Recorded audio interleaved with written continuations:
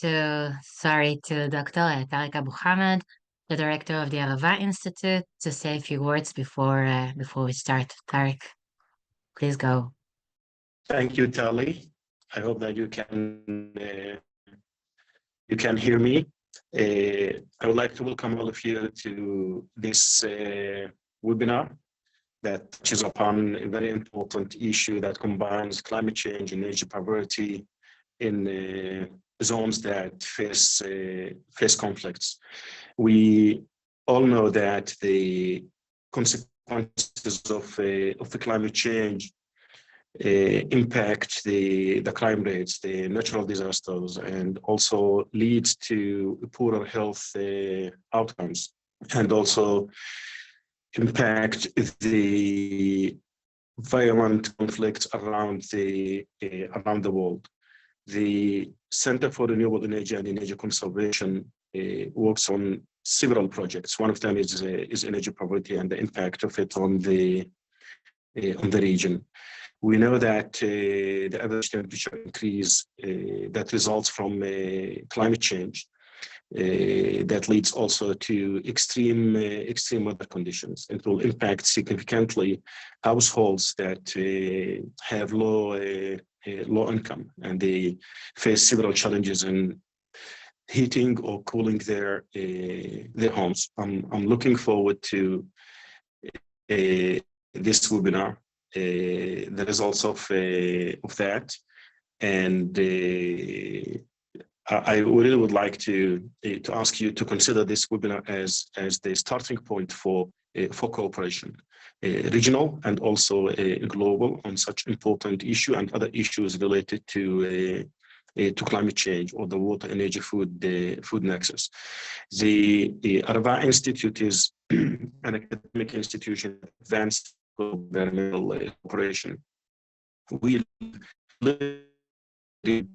shares most of the natural resources, but it's a region that lives in a conflict, and you all know that dealing with the climate change needs regional and international cooperation. One country alone cannot with that, and this is what the Arava Institute is trying to do, working with our Palestinian partners, Jordanian partners, international partners, to cope with the challenges of climate change in the region. Here we are considered as a hotspot when it comes to climate change. We see the impact of climate change on our daily lives.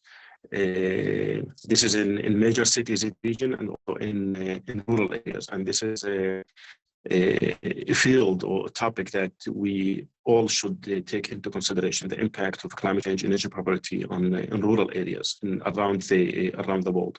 I'll give you the example of the Jordan Valley in this region, in Jordan, Israel, and Palestine, which is actually a region that is considered as the food basket for Jordan and also for Palestine and some of Israel. And because of the climate change, the scarcity of water, the increase of the salinity of the aquifer, farmers in this region face a lot of challenges. Most of them, they leave the land because of these challenges, and this is causes also to instability in the region.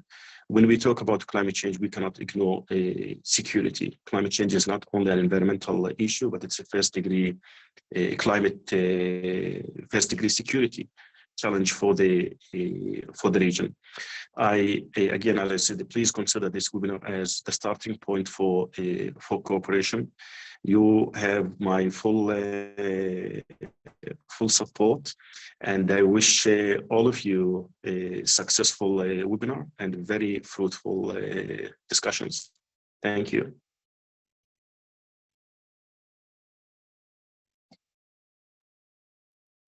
Thank you, Tareq.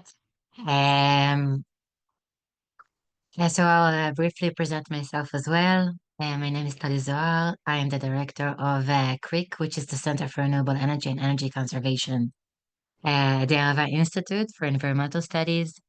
I'm very happy to host this event. Access to energy services, although taken for granted by many, still remains an unattainable luxury to a substantial portion of the world's population. During armed conflict, energy security becomes even more fragile as access to energy services can be used as a tool of warfare through extensive blockades or policies restricting supplies of electricity and fuel, or by the destruction of infrastructure. Without access to energy, there are no proper sanitation services, running water. Homes cannot be cooled or heated, and there are no adequate means for storing food. Rising energy prices due to conflict impact the costs of basic goods, driving large segments of the populations further into poverty. Today's webinar will be discussing how the breakdown of energy services during conflict threatens the survival of civilian population. I'd like to invite our first speaker, Mr. Hillel Adler, talking about investigating local energy poverty and urban resilience under a changing climate. Hillel is a master's student in urban planning at the Gurion University of the Negev in Beersheba and has a background in political science and psychology. Currently is researching local and urban policies aimed at mitigating energy poverty in Israel. Hillel, the floor is yours. Okay, thank you very much. It's a privilege to be here. I'm just going to start my presentation. Can you see my screen? Yes, we can see it. Perfect. Okay, great. My research is investigating the local policies and local measures that are in the hands of urban authorities, local authorities in Israel. I will not focus much about the research I'm doing today, but my presentation will be more like a background and introduction to this whole webinar, and I'll give next to the end a bit of my findings. Like I was presented, I'm a student at Ben-Gurion University of the Negev in Beersheba. My supervisors for this research are Dr. Naamat Teschner from the Department of Environmental Geoinformatics and Urban Planning Sciences, and Dr. Stav Shapira from the Public Health School. This is research that I'm doing for my thesis, for my master's degree. And this research is supported by the national security in Israel and the Office for Energy. Okay, so in the 21st century, energy is a basic right, and access to energy is considered a UN sustainable goal. It's goal 7. Which declares to ensure access to affordable, reliable, sustainable, and modern energy for all. And there's a growing recognition for this right in recent years. But actually, when we talk about energy, we talk more about energy services. We don't need the raw stream of electricity. We need the services that it gives us, which is space, heating and cooling, cooking, lighting, boiling water, electrical appliances, medical appliances, and all of these services are essential part of our modern day-to-day life. And we cannot really imagine a basic standard of living without those services. And they are very much needed to ensure health, well-being, and security. So when we talk about energy poverty, we actually talk about inadequate energy services. Now, this is a context-dependent, it is a multi-dimensional phenomenon. And in itself, you can say that energy poverty is a dimension of poverty, which is a larger issue. But today we focus on that problem, which is in itself very complex. So definitions of this problem are controversial, but to start with, there's literature who talks about that in developing context, like global south context, this problem is usually addresses, it usually relates to physical access to clean energy and modern water, and it relates to problems of reliability and safety. It is important to say that in this field, the households are the center of attention and the key unit of this field. So generally, when we talk about developing context, we talk about the problem of sheer access to energy and electricity. When we talk about developed and urban context, we talk about more of problems of affordability and efficiency of housing, but these problems can be also found in the developing countries. This separation is not that important. You can find these problems in a lot of contexts, as we'll see ahead. So when we talk about developed and urban context, we talk about a physical component, which relates to poor housing conditions, problems of insulation, mold, poor thermal comfort, and energy inefficiency, the energy inefficiency of the wall, of the building wall, of the appliances that the household might be using, and an economic component that is inseparable from the physical component, but is important to recognize, which is usually the financial burden due to energy bills that the household is facing, whether it's debt, in severe cases, disconnections. And this also leads to what we call the heat or eat dilemma and hidden energy poverty, when the household has to choose between buying medicine or food or clothes, or paying the electricity bill, because the electricity bill is too high in relation to the income that the household has. So as we can see, it is all a very problematic state. The measurement and indexes of energy poverty are a very complicated subject. It's different between countries, so I will not get into it now because it's a whole lecture by its own, but I will say that we look at the income of the household, of the energy bill, the building that they're using. There are also states of social, economic, and other metrics, which we'll talk about ahead, which also relates to climate change and weather and such. Okay, so this image is shows, it's my supervisor sent it to me not long ago. It shows the satellite imagery to evaluate light output from space. It shows the human settlements. It's focusing on the developing world. And according to this report, at least 1.18 billion people are energy poor. So these numbers are very large, as you can see.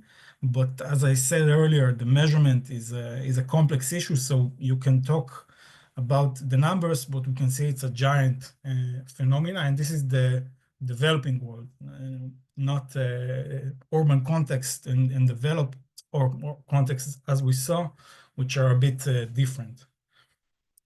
Okay, so there are a lot of health implications of energy poverty, which relates to the exposure to extreme weather conditions, the inability to keep indoor thermal comfort, and they're related to diabetes, hypertension, cardiovascular, pulmonary, and respiratory disease, mental stress and illness, the foregoing of food and medication. Also, we see decreased work productivity and decreased education outcomes, which are very,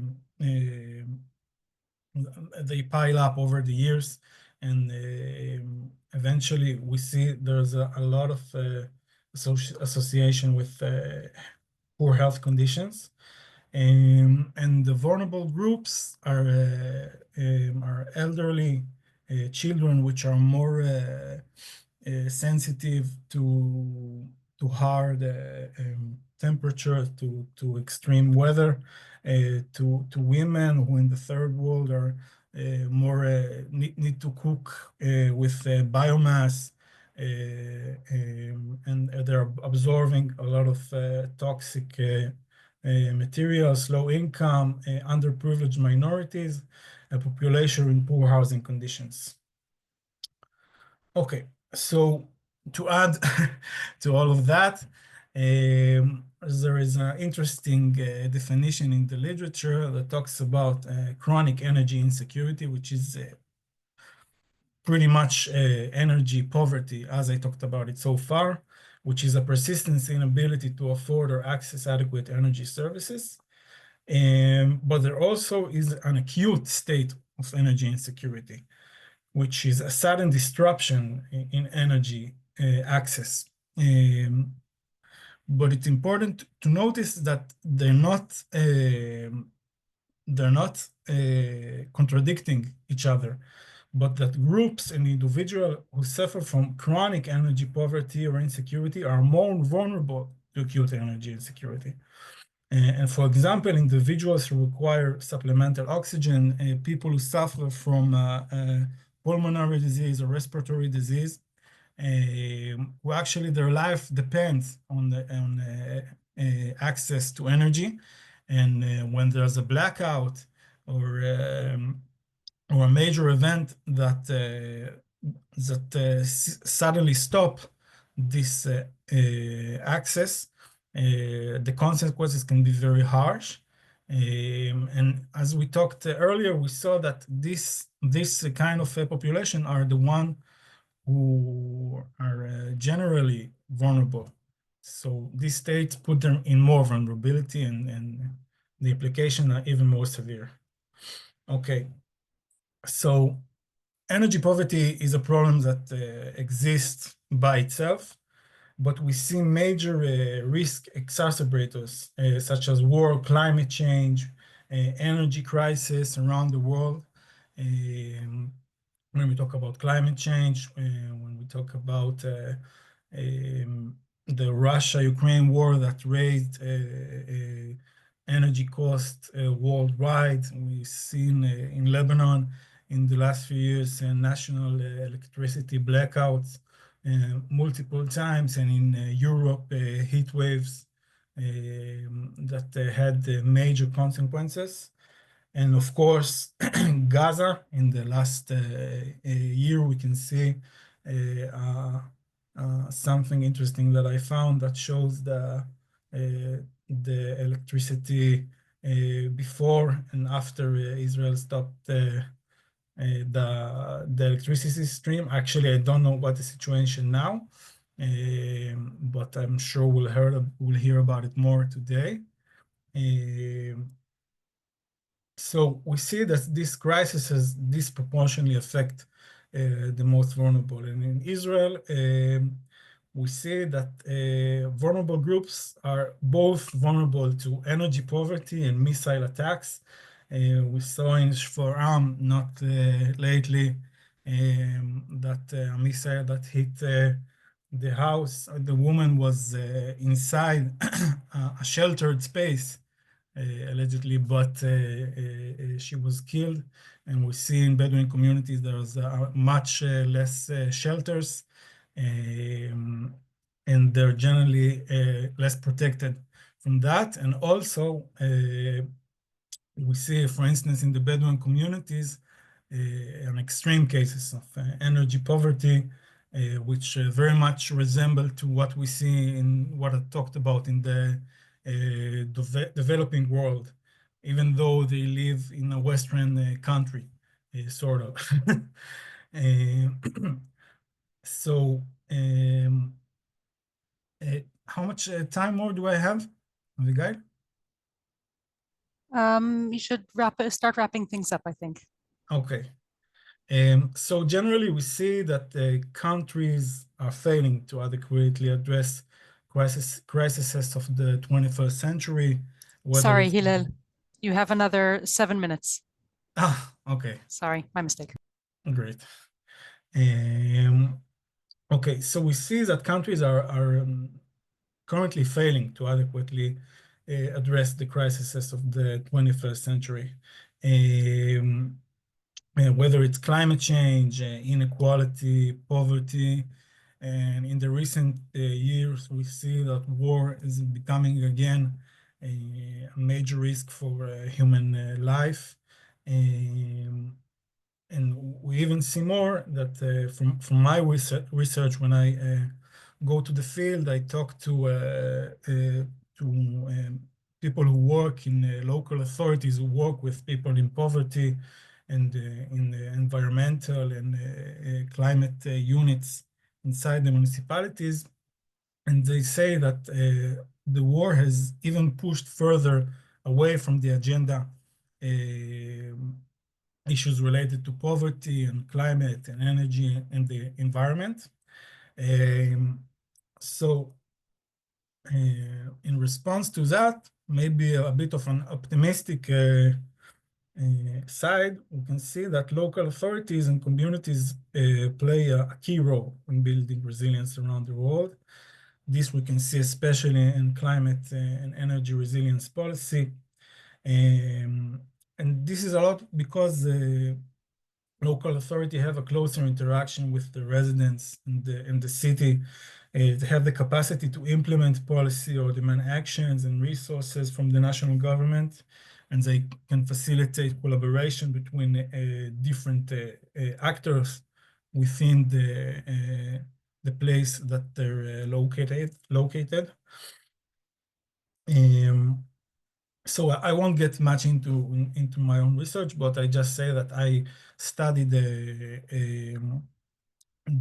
policy to mitigate energy poverty in local authorities. I focus on the risks and challenges that they face, the policy measures that they're in their capacity, the barriers to implementing this policy, and the gaps between the problem and the solution that is available. I do it with a qualitative research methodology, with expert roundtables, literature and documents review, and interviews with what I just talked about, decision makers and stakeholders. And something interesting that I've heard also about the war and its impact in Israel, we talked a lot about the blackout scenario that will happen, what will happen if a major missile attack by Hezbollah from Lebanon would collapse the electricity grid. And something interesting that one of the workers that I talked with, she said that in the context of energy, the perception is changing. It is not the municipality role to take care of energy matters. That's what they used to think. It is a national role. There is an electricity company for that. So the commissioner of energy in the city comes and says, you can't say it's the responsibility of the state. You can't say it's the responsibility of the state, but in the end, when it happens, the collapse of the electricity grid, they will come to us. Not necessarily, not the electricity company. And we can see here a report in Haaretz that says the documents that leaked from Israeli government said that the civilians and will pretty much have to get by on their own. So we also see that there's a big change also in energy for how local authority treat it today. Because even though they took a lot of authorities to themselves because of the lack of action from the state, energy wasn't one of that. And now of these topics, and now this is also starting to change. And we can also see that in states of initiate power outages, when there was a big outage in last summer, not this summer, but 2023, the first neighborhood that was cut off was the vulnerable neighborhoods. And when the municipalities started to realize that, this is also a motivation for change. So this is I will not get into it because I have to wrap Hillel, up. sorry for interrupting. Yes, exactly. You need to wrap Okay. up. Thank Okay. you. So I'll just say that there is work on the field which relates, for instance, to urban resilience centers, which are supposed to be energy independence. I think I saw that there is a lecture about Eilat. I think there's a very interesting case. And I will say that for summary, energy poverty is a complex, multidimensional phenomenon that varies between different contexts. It has negative effects on health and well-being and tends to affect vulnerable population the hardest. Crises such as climate change and war are particularly harmful to populations vulnerable to energy poverty, but there are measures that can be implemented, especially at the local level, to reduce the phenomenon. Thank you very much. Thank you, Hillel. It was very interesting and also a very good introduction. I want to present our next presenter, Surviving the Stage, Coping with Extreme Energy Deprivation in Sarajevo in 1992 and 1996. Sorry, now I noticed that I was without my camera. Dr. Sergio Tirado-Herrero. He is a senior research fellow and a lecturer at the Department of Geography of Universidad Autónoma de Madrid. I hope I pronounced it right. His research focuses on the human, spatial, and material dimensions of household energy and low carbon transitions, with an emphasis on energy poverty and justice. Dr. Tirado-Herrero, the floor is yours. Thank you, Tali, Abigail, and the whole Arava Institute for organizing this surely relevant webinar. I'm going to share my presentation in a second.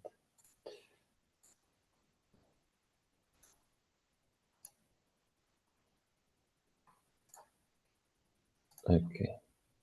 I hope you can see it all right. Hear me okay? Yep. Okay. Good afternoon, everyone. What I'm going to tell you about today is work in progress. It is something on which I'm working on and off since last year, 2023. And it's a bit of a personal project coming. And the background for this is a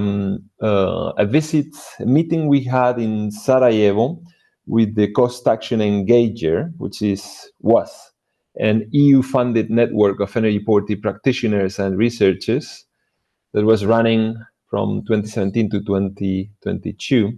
Actually, the director of Arava Institute, Tareq, he joined, and a few of the people from Arava, they joined the network and were active members of the network. So we did this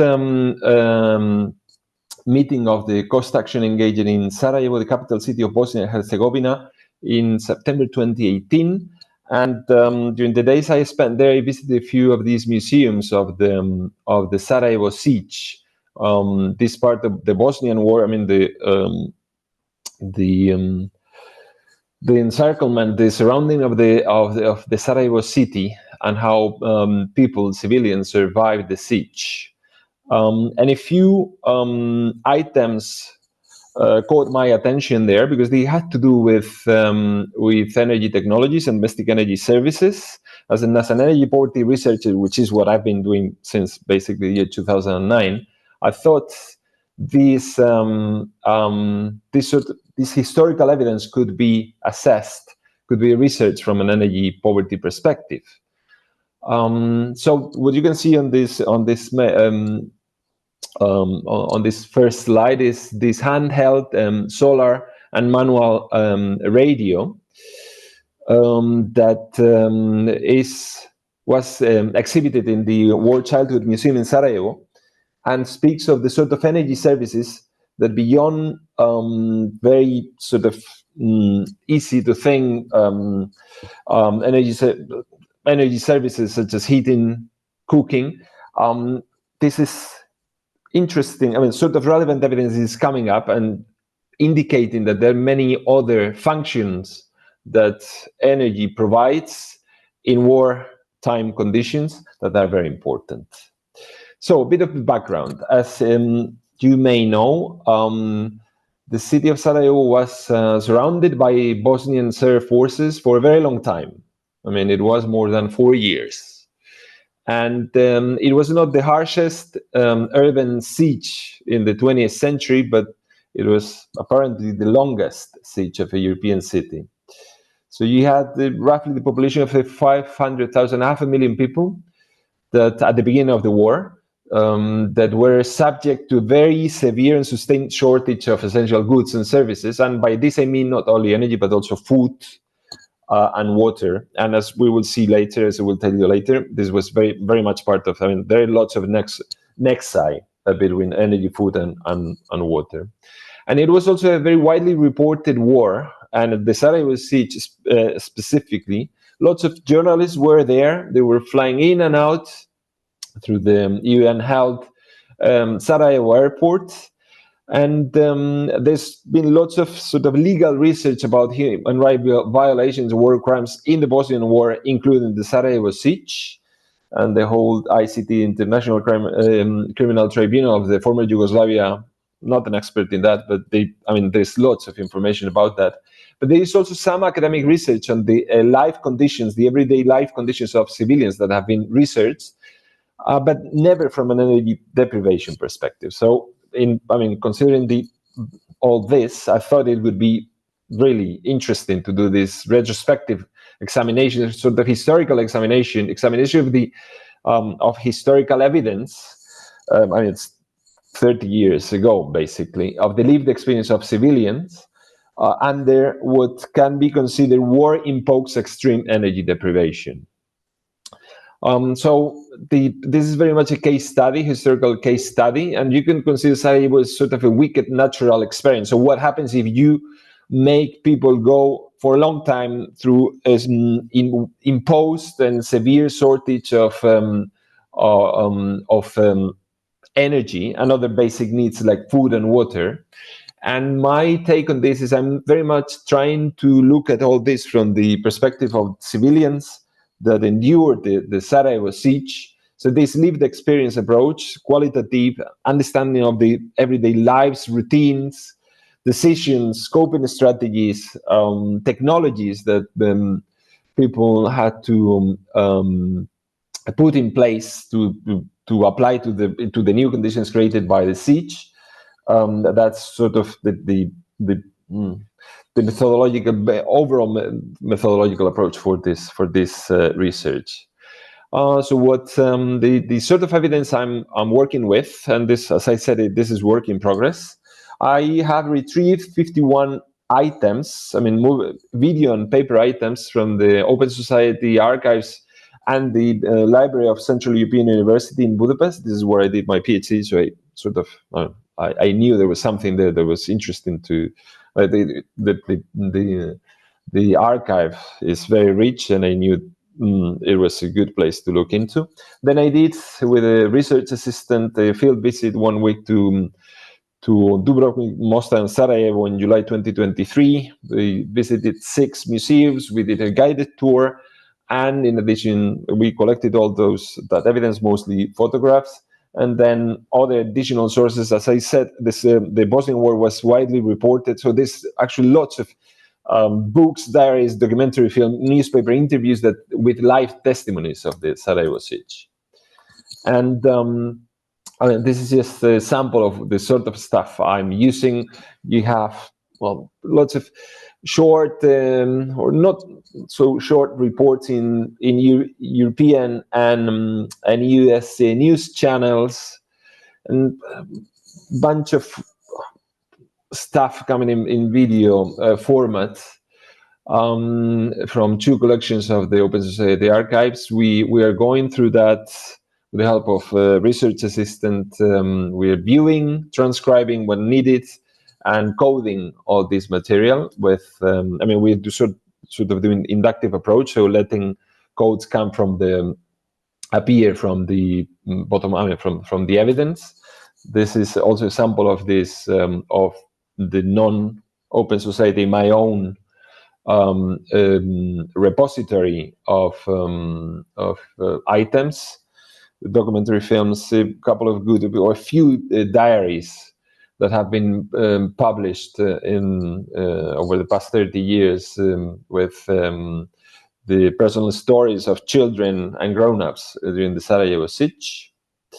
And this is sort of the items. I mean, to the left, you can see these are the diaries I was talking to you about. Also, some academic pieces, actually, of journalists and researchers who spent part of the siege in Sarajevo. And these are pictures from visits in the Sarajevo museums back in July 2023. You can see this.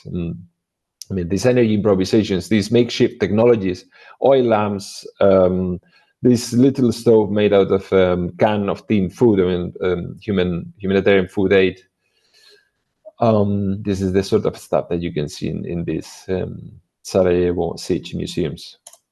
Okay, about findings, and again, this is preliminary. So, energy supply was not fully interrupted, but rather it had this intermittent and erratic temporal patterns, and not only applied to natural gas and electricity, which are the main energy carriers that were there before the war started, the siege started, but also it applies to water. And so people it was not just the scarcity, the lack of availability of energy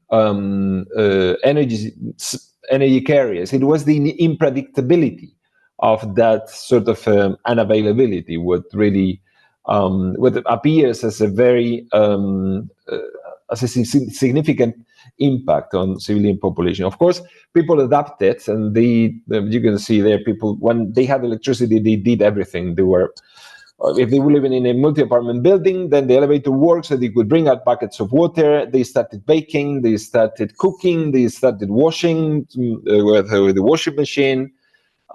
So they adapted to some extent to all that, but it was not just the bottom line. It was not just that they had no electricity and gas for 4 years. It was they had it, but at unpredictable patterns, and that all changed a lot throughout the war. So it was wars at the beginning, 1992, 1993, and things were improving towards the end of the siege in 1996.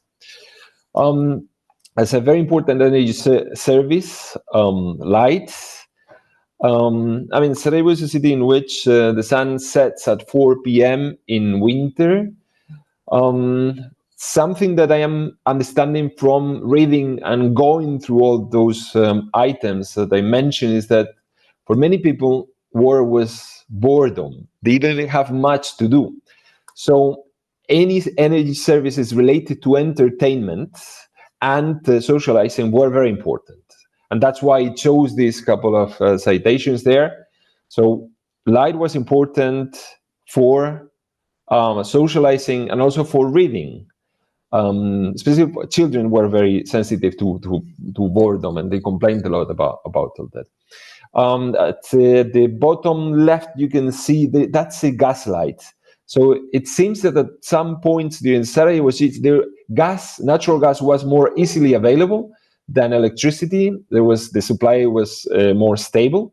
So people built lots of. They were building these gas lamps fed by natural gas from the network system, which of course, I mean, this entails significant risks. There were explosions related to the use of gas for lighting, and the new gas installations, I mean, self-made gas installations in houses that didn't have proper gas piping systems before the war. And of course, indoor heating and indoor thermal conditions were very important, with children and other vulnerable people being the most affected. And there's evidence, as you would expect, of people being very worried and being very cold at home as a consequence. Of course, they were using a lot of solid fuels for heating. I'll tell you about that in a minute. But even when, I mean, it was at best in imperfect conditions, so people were really cold at home, as you would expect. So one of the, perhaps the most important coping strategy was the using solid fuels. And by solid fuels, I mean lots of different things. Of course, people were chopping wood from trees in parks and the surrounding of the city. But they were also, I mean, everything that could be burned, they would use it. Cardboard, carpet, furniture, wooden planks and fittings from the inside of buildings, shoes, children toys, magazines, and books. People were burning books, and there are a few excerpts that they have located in which they very painfully refer how they've been forced to burn books, and therefore their culture to heat their homes.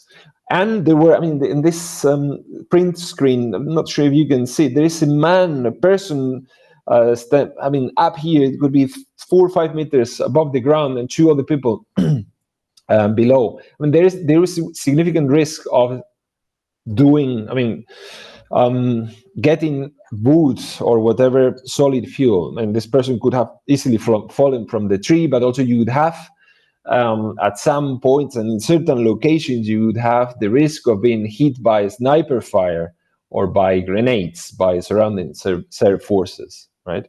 And for water, it happened as well. The few well-known massacres, the water queue massacre and the bread queue massacre that speak of all this for other essential services such as food and water, right?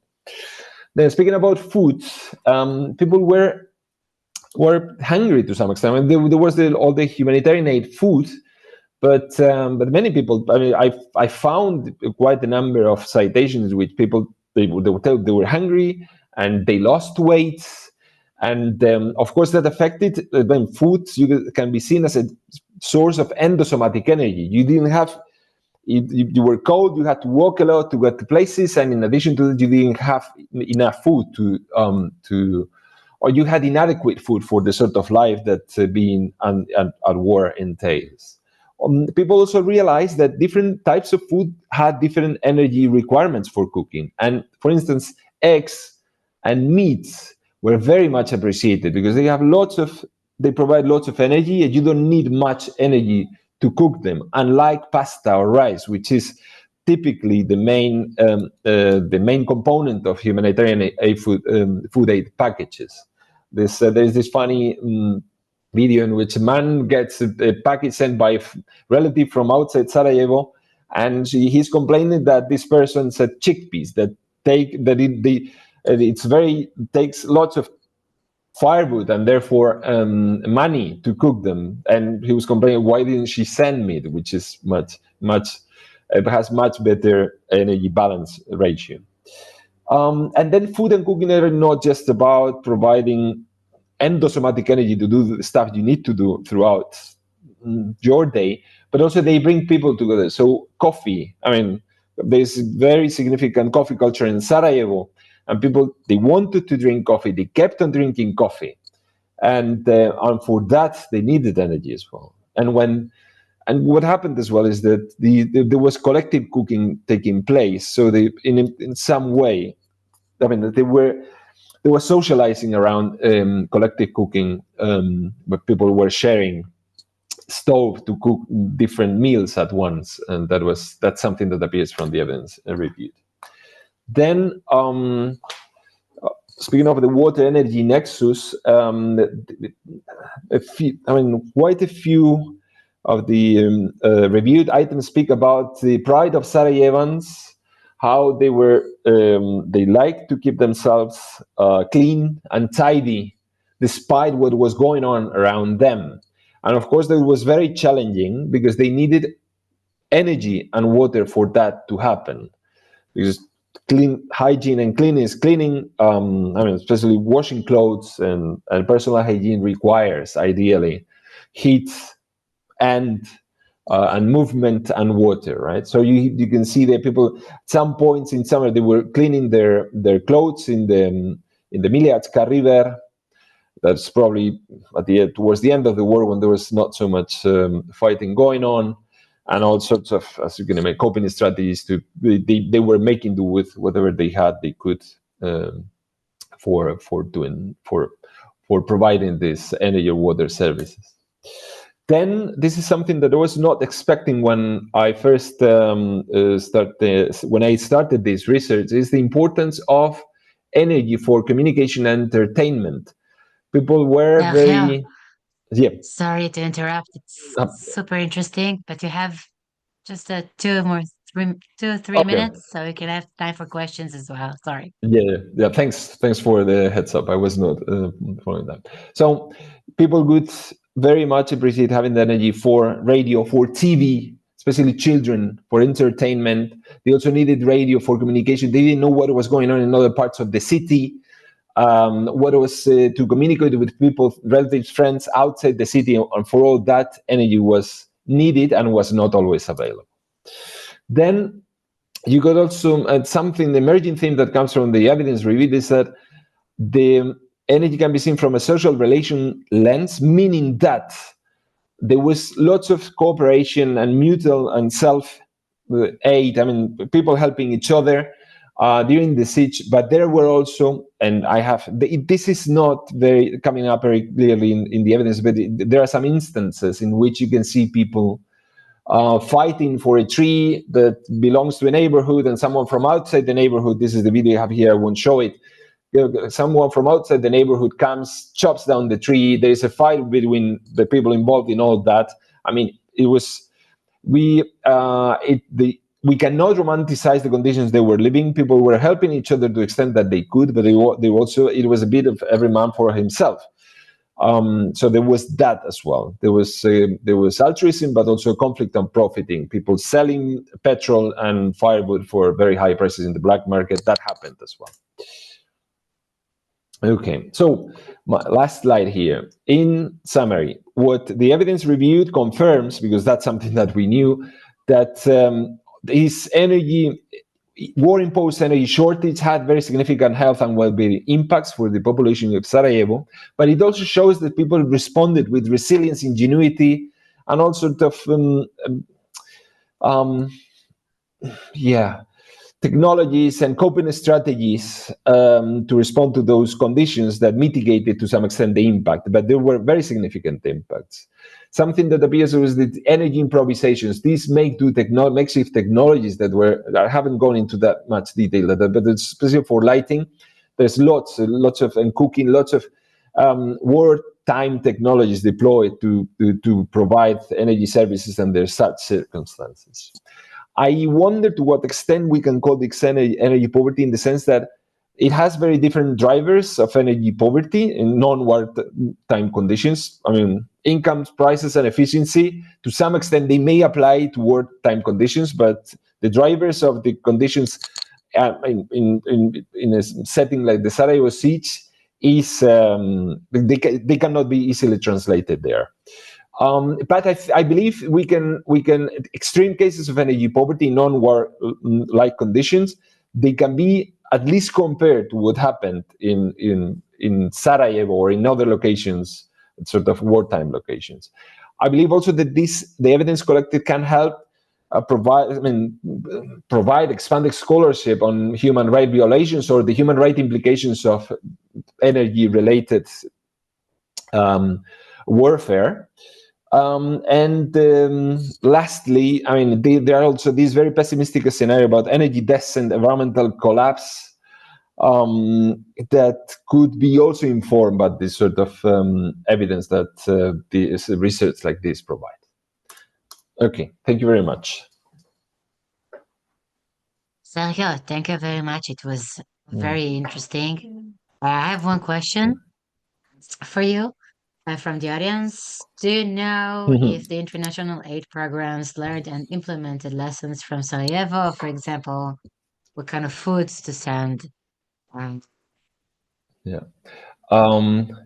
That's something I need to look into, but I don't think the design of these humanitarian food aid packages is considering the energy requirements of the food they are sending. I mean, I'm by far not an expert in all that, but I clearly see a potential to for policy recommendations to redesign the sort of aid provided in wartime conditions. Thank you very much. It was fascinating. I think there is another question. I will read it. There has been a lot of research on the intermittent and unreliable electricity supply in the global south, social coping practices of residents, businesses, and the shift to socio-technical alternatives. In what ways does your research come to similar findings, or in what way could you identify differences compared to contexts in the south? Yeah, thank you, Jochen. I mean, totally, that's a spot-on question. The immediate, honest answer is I don't know, because I haven't. This will be in the discussion of the paper I'm writing based on this evidence. Right now I'm focusing on analyzing all that evidence that is coming from Sarajevo, but then I'm sure there is all this literature out there that is relevant to interpret the results of the Sarajevo case. And I wonder to what extent they can be assimilated, both conditions. I mean, war conditions are so specific that I'm sure that there will be, the way people respond to those conditions will be to some extent different to just non-war intermittent supply conditions in the global south. But it's definitely relevant literature and a relevant question there. Thank you very much. Thank you very much. We will move on to our next presenter. The title for the next presentation is Food Supply and Food Price Volatility in Gaza During Conflict and Beyond. Kind of maybe answer some of the questions that were asked. The presenter is Dr. Rotem Zelingher. Rotem is a Marie Curie postdoctoral fellow at the Vienna University of Economics and Business, specializing in commodity and food price forecasting. She's also an Arava Institute alumni and has professional experience as a MENA food security consultant with the Food and Agriculture Organization. Rotem, the floor is yours. Thanks. Okay, so I'll share my screen. Good? Yes, Can thank see it? you. Yes. Okay. Yeah, so thank you for being here.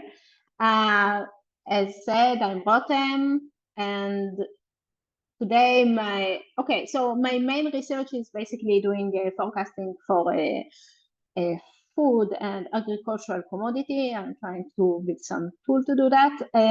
But today I'm going to present like a side research that I'm doing completely out of interest.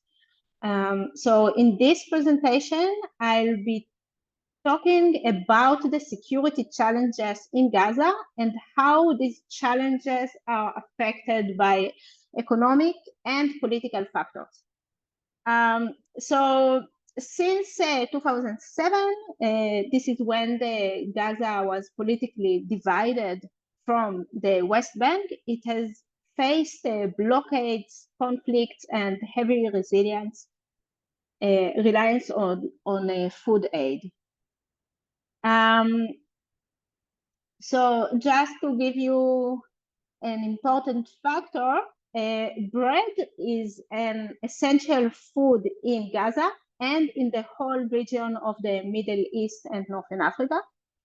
With a reference to Gaza, for many people with low income, bread is actually the main, if not the only food they can afford during periods of food price inflation.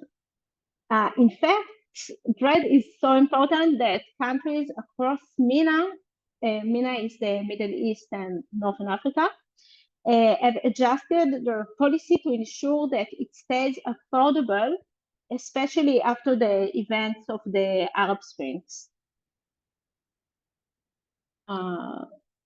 Okay. So in this presentation addresses 3 questions. So first, I'll start with what factors drive food prices instability in Gaza. Then I will show how the recent conflict impacted the food prices. And finally, I will give some suggestion of strategies to how to mitigate these challenges. So let's start with the short-term factors. These are issues that immediately impact the food prices. The 2 main ones are disruptions of infrastructure and the disruption of food supply chains. Okay, so the conflict has caused severe damage to the Gaza farmlands, including greenhouses and water systems. It reduced the local food production and increased the dependence on the imports. For example, in this conflict alone, over 67% of cropland damage portions of the croplands was damaged, and it drives the food prices higher and worsen the food security because there is basically no agricultural production. Second is disruption of food flow. So Gaza is very often blockaded by Israel and by Egypt. And this makes it very hard to bring food into Gaza. The Gazan people previously, in order to get over it, they built tunnels. These tunnels at the beginning, their main goal was to bring essential items into Gaza, including food. With time, it developed also to be kind of illegal substances and arms, and then they started to be shut down by both Egypt and Israel, mainly by Egypt actually. And all these blockades led to delays and in higher transportation costs, and which made the food prices even more volatile. Okay, now we move to the long-term factors. So if the short-term impacts the food prices immediately, the long-term take more time until they start to impact, but it's also the impact is more constant.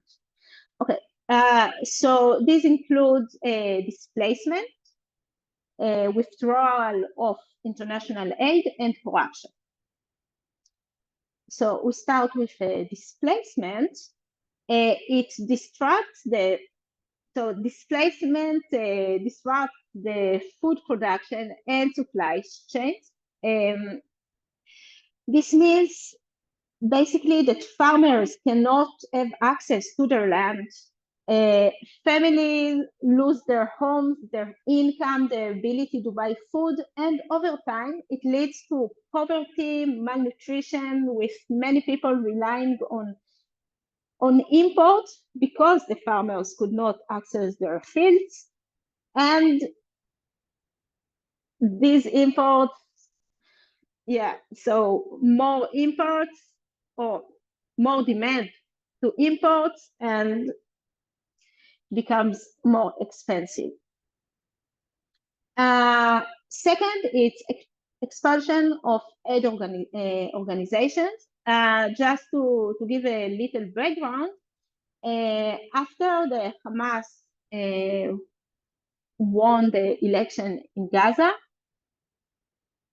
many countries decided to stop helping through aid organizations because Hamas is considered globally as a terrorist group.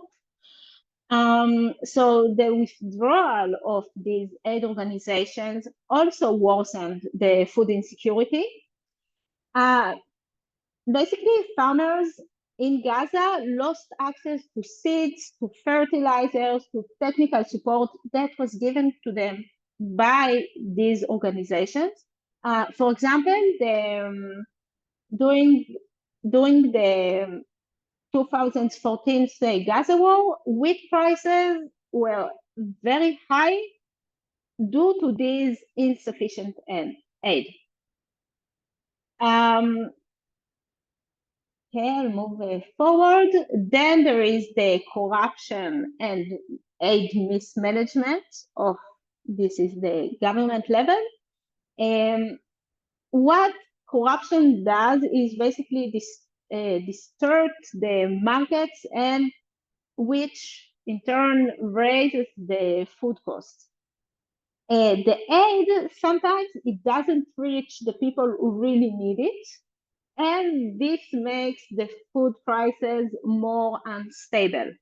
This mismanagement of aid creates complete inefficiencies and reduces the effectiveness of the international support, because the support is also given with money. Okay, so now it's the current situation. Let's look. So since what I show here is prices since January 2023, I deliberately take it before the start of the war. And what we see in general is that food prices in Gaza have sharpened massively. And it's since the beginning of the conflict.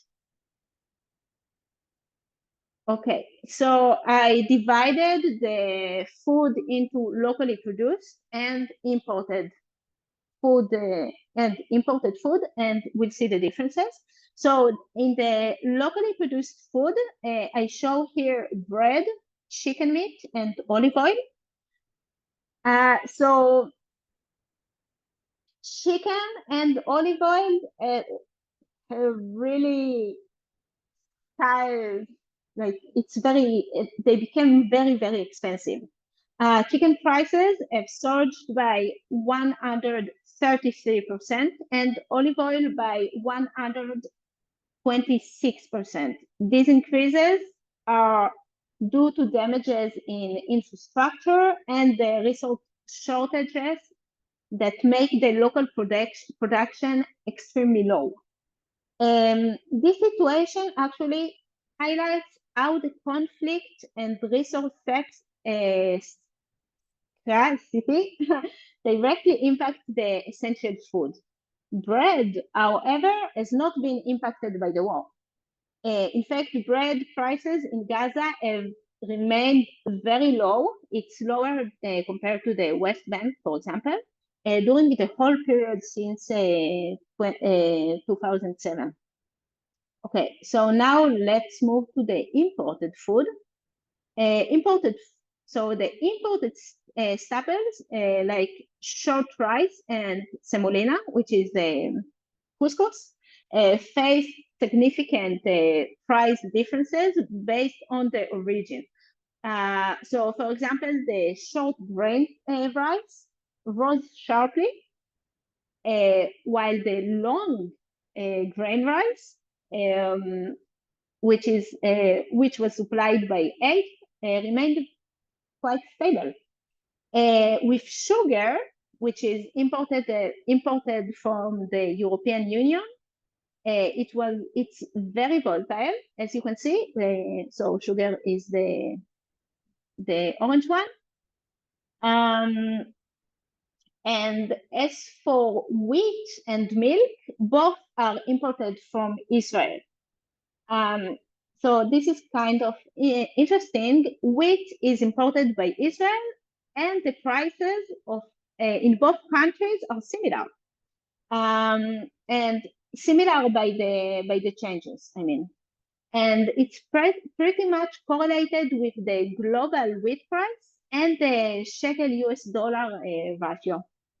As for milk, milk is locally produced in Israel, and since the beginning of the war, Israel has been facing a short in labor, and of course, low supply of milk.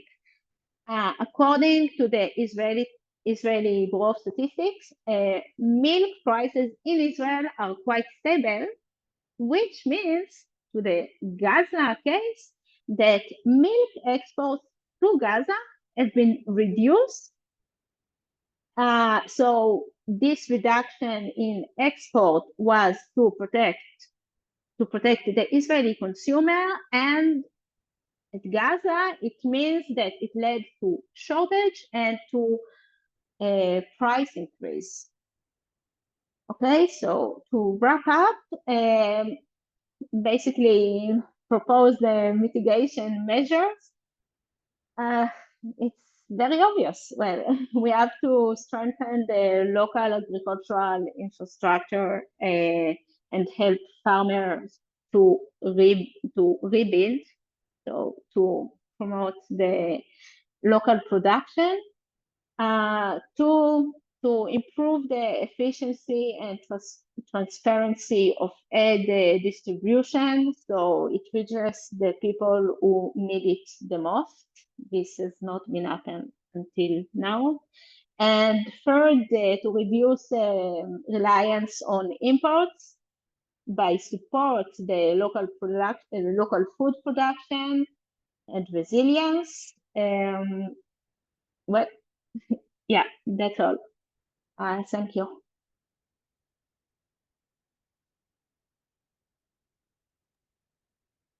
Thank you, Rotem. It was very interesting.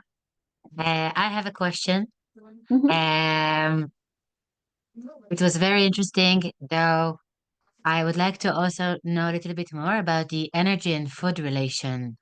There's also food prices and the access to food or aid also dependent on the energy crisis that is in Gaza right now. Of course. When people don't have energy, they cannot cook, for example.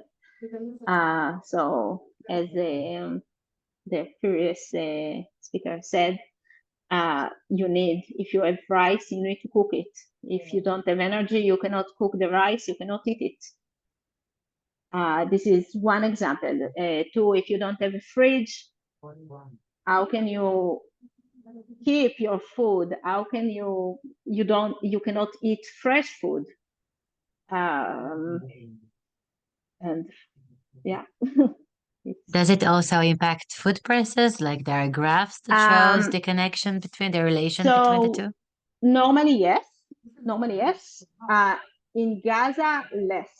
So normally the agricultural commodity prices are very much correlated to the energy prices, but in Gaza, it's a mess. It's not a normal market.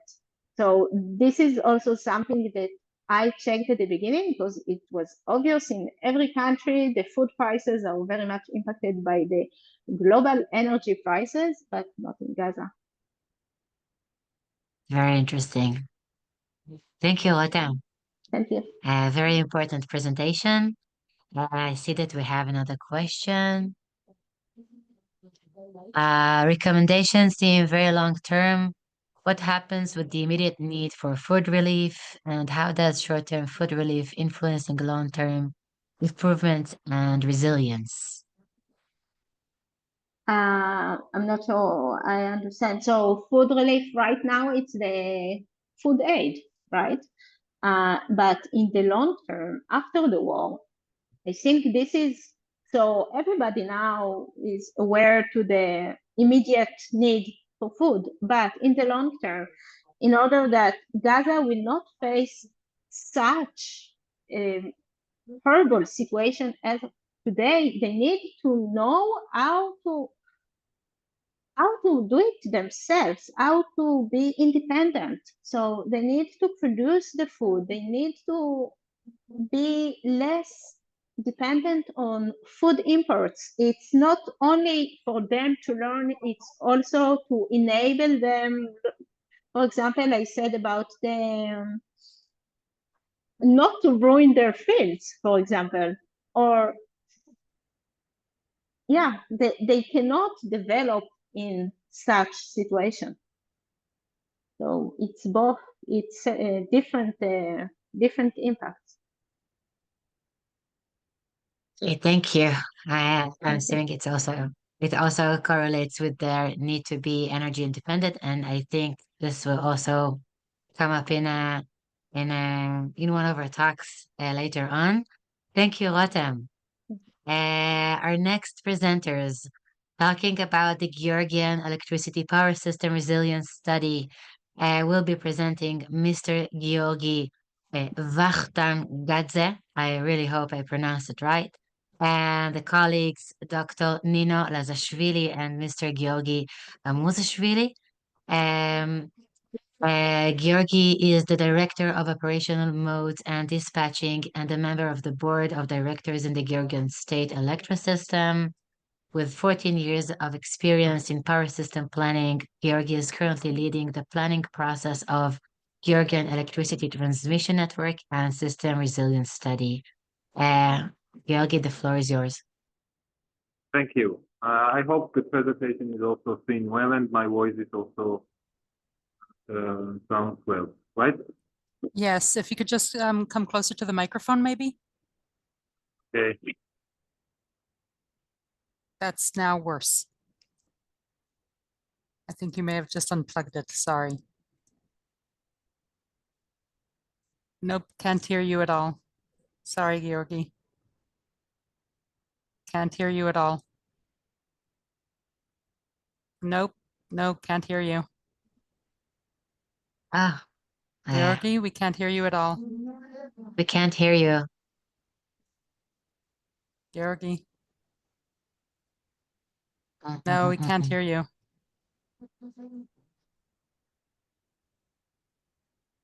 Georgi.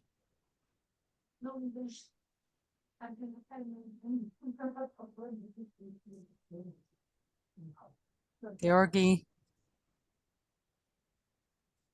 I'm sorry, everyone. I'm going to stop Georgi's sharing. Hopefully it'll get his attention. Georgi? Georgi, can you hear me? Can you hear me? I stopped your sharing. Can you hear me? Georgi? Georgi?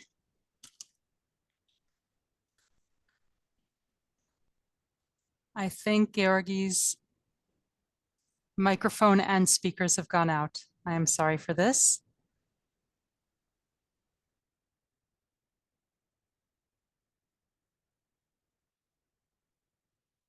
Georgi, can you hear me? Georgi? Hello?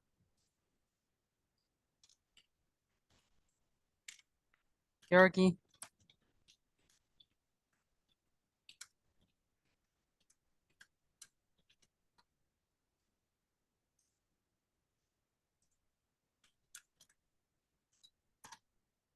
Georgi? Hello, we can't hear you at all. Your microphone and speaker have disconnected. We can't hear you at all. Hello? Can you hear me now? Nope. Can't hear you.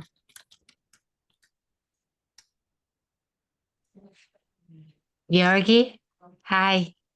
We cannot hear you. We don't hear you at all. Giorgi?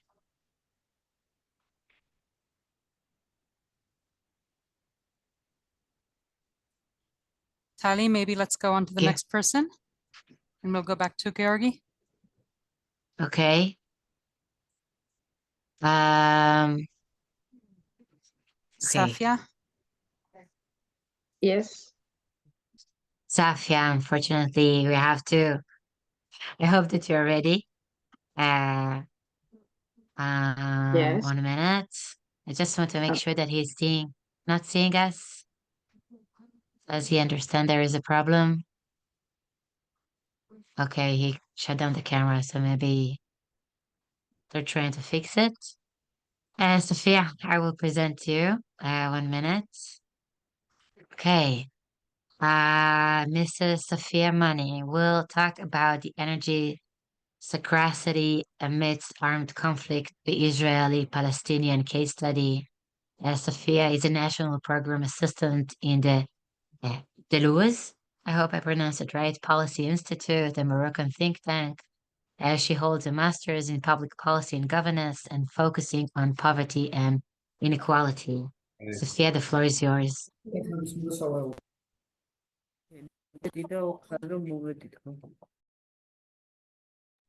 Okay, I'll start right now. Hi, everyone. So I'll share my presentation.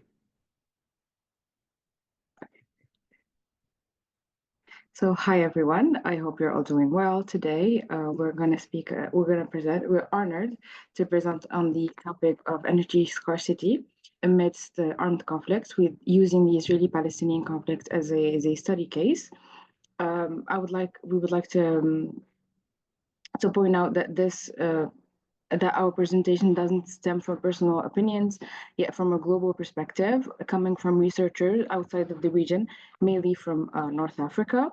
This presentation highlights how energy access or the lack thereof shapes lives, impacts economies, and amplifies humanitarian challenges in conflict zones. Energy forms the backbone of our daily life and serves as the driving force of our modern industrial economies. Access to energy is a fundamental human right and vital to social welfare. Electricity is one of the key pillars of infrastructure, symbolizing a nation's development and directly influencing the standard of living of the population. For millions of people, for millions worldwide, poverty is an enduring reality, and energy poverty is both sustained and results from broader economic struggles. Energy scarcity refers to the inability of households to maintain, of household to afford adequate adequate energy for lighting, cooking, and power appliances. In the context of the Israeli-Palestinian conflicts, Palestinian infrastructure have suffered the most, resulting in extreme energy vulnerability. Traditionally, 97% of energy in the Palestinian territories have been supplied by Israel. This dependence on Israeli energy has constrained any Palestinian development and made it nearly impossible to establish energy independence. Energy scarcity in Palestine disrupts essential services that depend on reliable electricity, such as healthcare, where critical medical equipment like respirators and dialysis machines need constant power. Water supply and food storage, where disruption can lead to increasing food insecurity. Moreover, electricity in Palestine is unaffordable for the average household. The cost of electricity in Gaza and the West Bank is disproportionately high compared to the income level of residents.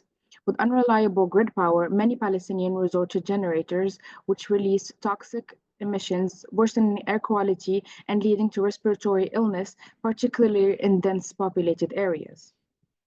The intersection of energy, politics, and conflict in the Israeli-Palestinian conflict context highlights how energy can be weaponized as a strategic goal or the strategic tool while remaining a pressuring humanitarian issue. The lack of energy access compounds socioeconomic challenges, including unemployment, education gaps, and public health crisis. In Gaza, frequent power outages paralyze daily life, affecting industries, schools, and even hospitals. Addressing energy challenges require political solution to reduce dependency and ensure fair energy distribution. International aid, targeted support to rebuild and modernize energy infrastructure, sustainable energy strategies, promoting renewable energy like solar power to bypass political roadblocks and ensure long-term resilience. Resolving these energy issues is key to improving the quality of life for Palestinians and fostering a sustainable future for all communities in the region. The war that has erupted on October 7th has intensified the already critical situation in Gaza, aggravating water scarcity that without electricity, water pump cannot function, leaving thousands without access to clean drinking water. Food insecurity, refrigeration and storage facilities for food supplies has been destroyed, and energy vulnerability where fuel deliveries have been completely halted, and even solar panels have been targeted and destroyed. This has further undermined the Palestinian people to access to basic services and threatened their rights to a dignified life under international law.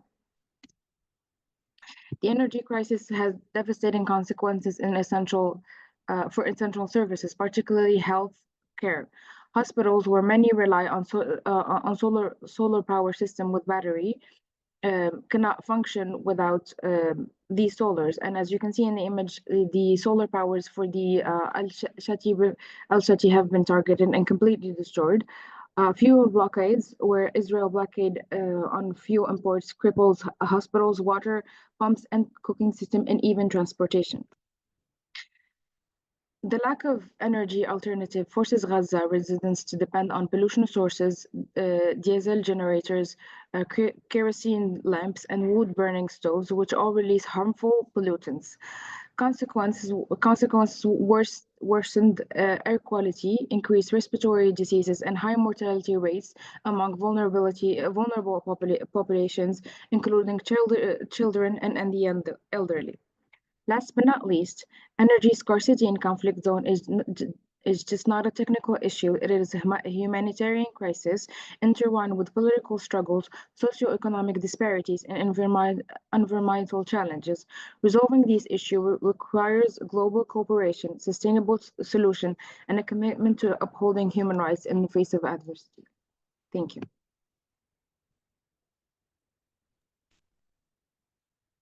Safiya, thank you very much. I just want to wait 1 minute to see if there are any questions. It was very interesting. I don't see any question popping up. Thank you so much. And we will go back to Giorgi. Giorgi, are you with us? Yes. Giorgi and Nino? Yes. Okay. Yes, we are here. Great. Now we don't see you, so if you can open the camera. Great. Okay. Oh, so happy to have you here again. Please. Hope everything is fine now right now. Yes, Okay. it's fine. Okay. Let's continue. From that, let's resume from Please start from the beginning, because really once you started talking, we couldn't hear anything. Okay. Thanks. And thanks for that. So here are the general overview of the power system of Georgia electricity power system. We have near 4.6 gigawatts of generation capacity, and dominant part is coming from the hydro resources. And the second largest part, the second largest share in generation is the thermal generation, near 1 gigawatts. And on the only renewable, it's a wind power plant, which is near 20 megawatts connected to the transmission level. And those are the all existing capacities. And what we have in next 10-year plan, in accordance of our 10-year plan, is near triple the generation capacity, and also introduction of large part of renewable energy sources. Wind and solar is also here, and play one of the key roles in the generation development sector. Hydros is also the dominant. They had a large share in the next 10 years, and from the total 13 gigawatts, you can see that hydros are near the half of that capacity. What's about our transmission network? Here is presented in the slide the existing transmission network, which is consisting generally from the 220 kV and 500 kV network, substation and overhead lines. Here are also at the top of the slide the just some summary data, lengths, kilometers of the kilometers, also installed capacities of substation, and also we have the HVDC substation with the Turkey. Through which we are generally implementing power export and power transit towards Turkey. As for the development plans and views, this map actually summarizes and combines all of the planned projects which are here presented on the dash lines for the lines, and with the dash and stripped circles for the substation. You can see that we are implementing a reinforcement of the transmission network in the internal network, as well as the external cross-border connections with the existing connected power systems like Russia, Azerbaijan, Turkey, Armenia, and besides that we have the comparably large cross-border project towards Romania, Black Sea submarine cable, which will create large power trade capabilities directly between the Caucasus region and Europe. This project is also foreseen to be implemented in next 10-year time span, by the end of that time span. As for that transferring for the electricity in a safe manner, for sure we need to have a strong enough and resilient enough power system in Georgia to ensure security of supply, to ensure connection and safe integration and transmission of generation capacities, and to ensure their safe transmission as an exports towards neighboring power system. And for achieving those goals, we have challenges in our power system, which are basically due to that climatic conditions, bad climatic conditions, and those parts that with the comparably higher risks locations are located generally close the border of Georgia.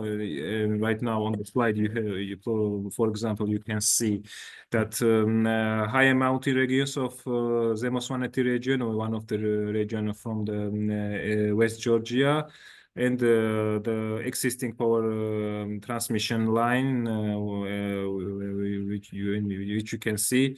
This is a Caucasian line connecting Russia with Georgia, and this besides that longevity of that line, which is near 400 kilometers, this line goes under very severe and strict lands, and this complexity and this challenging landschafts and are associated frequently with that outage and faults on that lines, and respectively interruption of the power transmission. Somehow similar congestions and risks we have with another cross-border line, which is connecting Georgia with Turkey. This is a 400 kV line. This is the only line which are now used like Caucasian line in previous slide, which those are the only lines connecting the power systems. Georgia with Russia, and respectively for Meskheti line, this line which you can see in this slide, with Turkey. So I see loads and high snowing challenges are associated with the risks on that availability of the lines, and in the previous years We had some congestions, we had some faults, as you can see on that slide, during several days that lines were unavailable, and we had conducted the respective measures we have in terms of the maintenance, and we have restored that lines back in operation.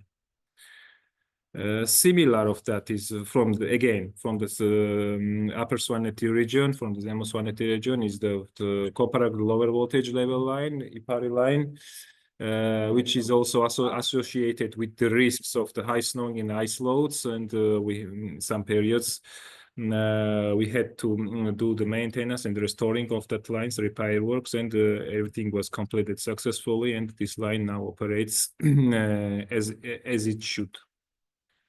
Another just line. I just will not spend that too much time on that line. So as you can see again and again that snowing and icy loads are very challenging for Georgian and the respective power transmission lines, and we are periodically doing that maintenance works and maybe diagnostics also. How is the situation in respective regions, and when we had a problem and the interruption, we are acting as fast as possible to restore that faulted line back into the operation. As for the power system resilience, basically it's system's ability to limit the extent, severity, and duration of system degradation, which is following to the extreme event, similar to the ones you could see in the previous slide. And if we summarize that all the possible risks, these are definitely the extreme natural events, earthquakes, hurricanes, floods, wildfires, and icy covers. Also, besides natural events, cyber and physical security vulnerability, inadequate system state awareness, deficit in energy resources due to their availability, and that climate change plays definitely the role in those risks. Also, adequacy and power performance issues in bulk power system planning, and besides mentioned, also the lack of skilled human resources could also arise some risks in terms of the calculation, in terms of the adequate planning, and so on. So that part is also very important. Generally for the TSO and the whole country. As for the key actionable measures to achieve the power system resilient and security of supply, we can list the following basic steps and stages, which is anticipation, preparation, absorption, sustainment of critical system operations, rapid recovery, adaptation, and application of lessons learned. And we could see in the previous slide again that lessons learned in previous years in terms of the transmission lines of GSE. As for the operational resilience, this is the ability to respond in a timely manner and to recover from the disruption. And one of the most effective, if not the most, is currently in operation in GSE is emergency situations action plan and remedial action systems and schemes. Which triggers remedial action schemes, and so automatic and manual load shedding, which reduces some part of the load in order to avoid the overload of network elements. The automatic generation control, so-called AGC, and so managing of the constraints of synchronous state and restoration of the supply. And as for the results, what is the results? What are the benefits? We can see that just past year statistics, how that problematic outages and their number, how they evolved and how they decreased. We can see easily on that slide that introduced protection systems and measures are definitely effective, and that problematic outage number of outages are comparably less than it was back in the 15 years or 20 years ago. And also more on the effectiveness of remedial action schemes, you can see that specific numbers for each year by which that remedial action scheme just saved our system from blackouts, so total outage of the system, or brownouts, partial outage. And that number also huge, and this describes how effective this system is for Georgian case. Besides mentioned in the 2020 security of electricity supply rules has been approved in accordance of the European regulation, risk preparedness plan for electricity sector, and that rules include that risk assessment part, also preparation of risk preparedness plan, and the final part is managing electricity crisis scenarios. For the more details, we can see on that slide that this process includes the identification of electricity in crisis scenario, checking if cross-border dependencies takes place for the respective scenario, description of scenario, submission of that crisis scenario, and then the second part is the evaluation, assessment of that impact coming from that crisis scenario, description of the impact, and also final part is the ranking of each crisis scenario, more on which we will talk in the next slide. Here are just very brief extracts from that electricity crisis scenario assessment part, which consists of two main blocks: determination of likelihood of scenario, frequency of that happening of that scenario, and also impact, calculation of impact of that scenario. So impact basically includes and is based on that risk indicators, expected energy not supplied, and the loss of load expectation expressed in the hours. And so you can see that based on that weighting, based on that ranking, particular scenario could be ranged from that very likely, possible, unlikely, and very unlikely in terms of the likelihood, and in terms of the impact. We have a variation from the disastrous, critical, through the major, minor, and finally this is insignificant, so very not problematic one. In next slide, we can finally have that matrix of each scenario, how each scenario are ranked and weighted in terms of both assessment, likelihood, and impact. And so based on that three examples, we have here 1 and 2 and 3. These scenarios are different from each other in terms of the importance and criticality for the power system. Also, more on that risk preparedness plan. Risk preparedness plan is actually elaborated by GSE with the close cooperation of energy community. And it includes that mitigation and preparatory measures for each scenarios, and also the respective preventive measures for each scenario. And that plan, I mentioned plan, is how to say, publication and confirmation is done by the respective policy makers in Georgia. This is the Ministry of Economy and Sustainable Development, and also crisis coordinator board is also existing in Georgia. This is interinstitutional group of energy security.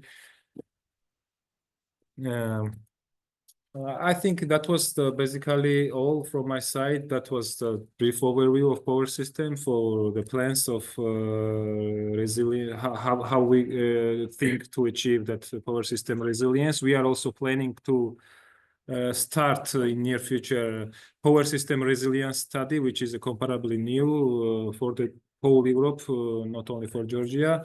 We are trying to have and hear best examples, experience from the European TSOs in this regard. And we are hoping that this study for power system resilience will be ready in next maybe 2 years. Thank you. If you have questions. Thank you, Giorgi. Yes, there are questions. First one is, how is energy resilience across economic sectors and geographic areas in Georgia? Actually, those are the inputs. One of the inputs will be inputs which will be used for the assessing power system resilience and risks and respective measures. We are now in the process of starting the actually cooperation with respective stakeholders from the economic sectors. And right at the moment, I don't think that we have the specific answers on that questions. I think that study will give us the results and answers, and maybe in future we will be able to give that specific answers on that.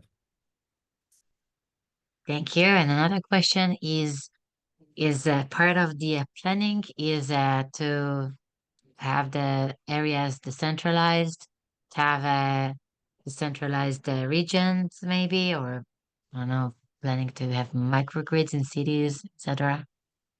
No microgrids. In Georgia, we have transmission network. As I mentioned, this consists of 220 kV grid and above. Besides that, actually, two distribution system operators are also acting in Georgia, which are supplying the entire regions of Georgia. We are transferring electricity generated to the power plants towards that distribution system operators, and they are then supplying the end users. As for the microgrids, actually in Georgia,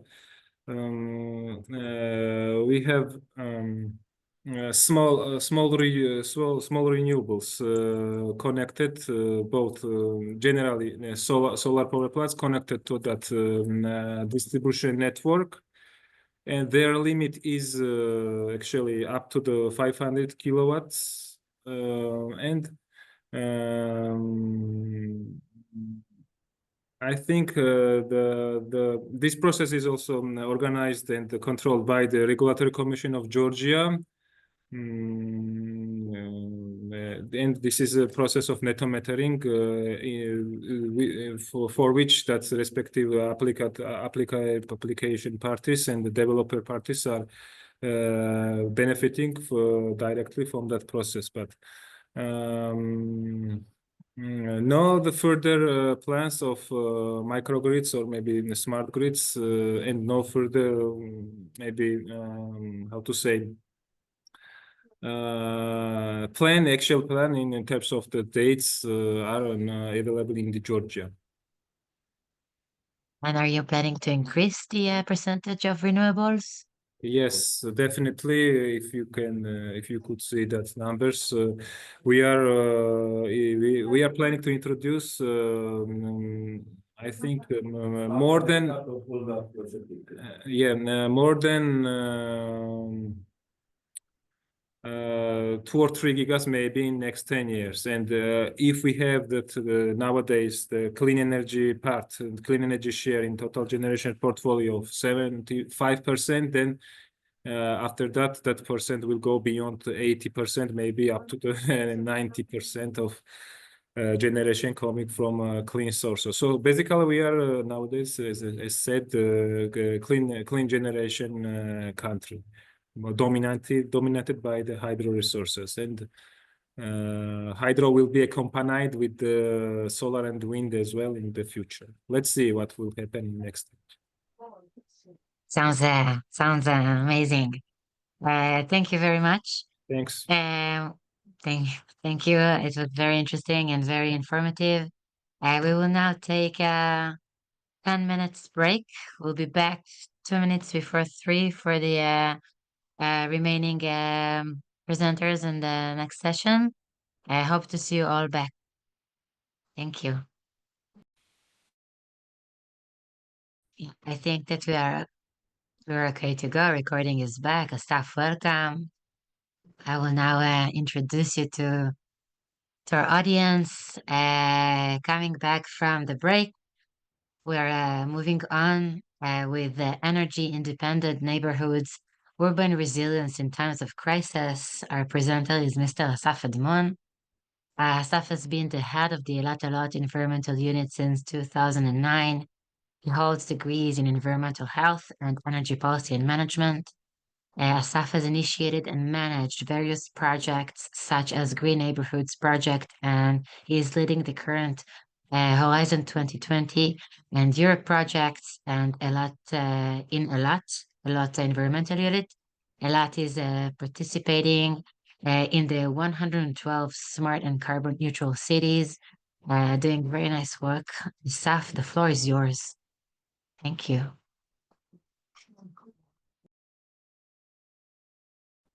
Okay, hi everyone. Can you see my slides? Yes, we see them. Okay, great. So I actually don't know how many people here know Eilat, so but shortly show. So thank you, Tali, for the introduction and this opportunity. Let's see if this moves. Okay. So Eilat is located in the south tip of Israel, and there is it's sitting on the Red Sea and bordering with Egypt and Jordan, and also has a marine border with Saudi Arabia. We have about 70,000 residents. We're a leading touristic city in Israel, and I want to share that it's very challenging at the moment in Eilat, in the region.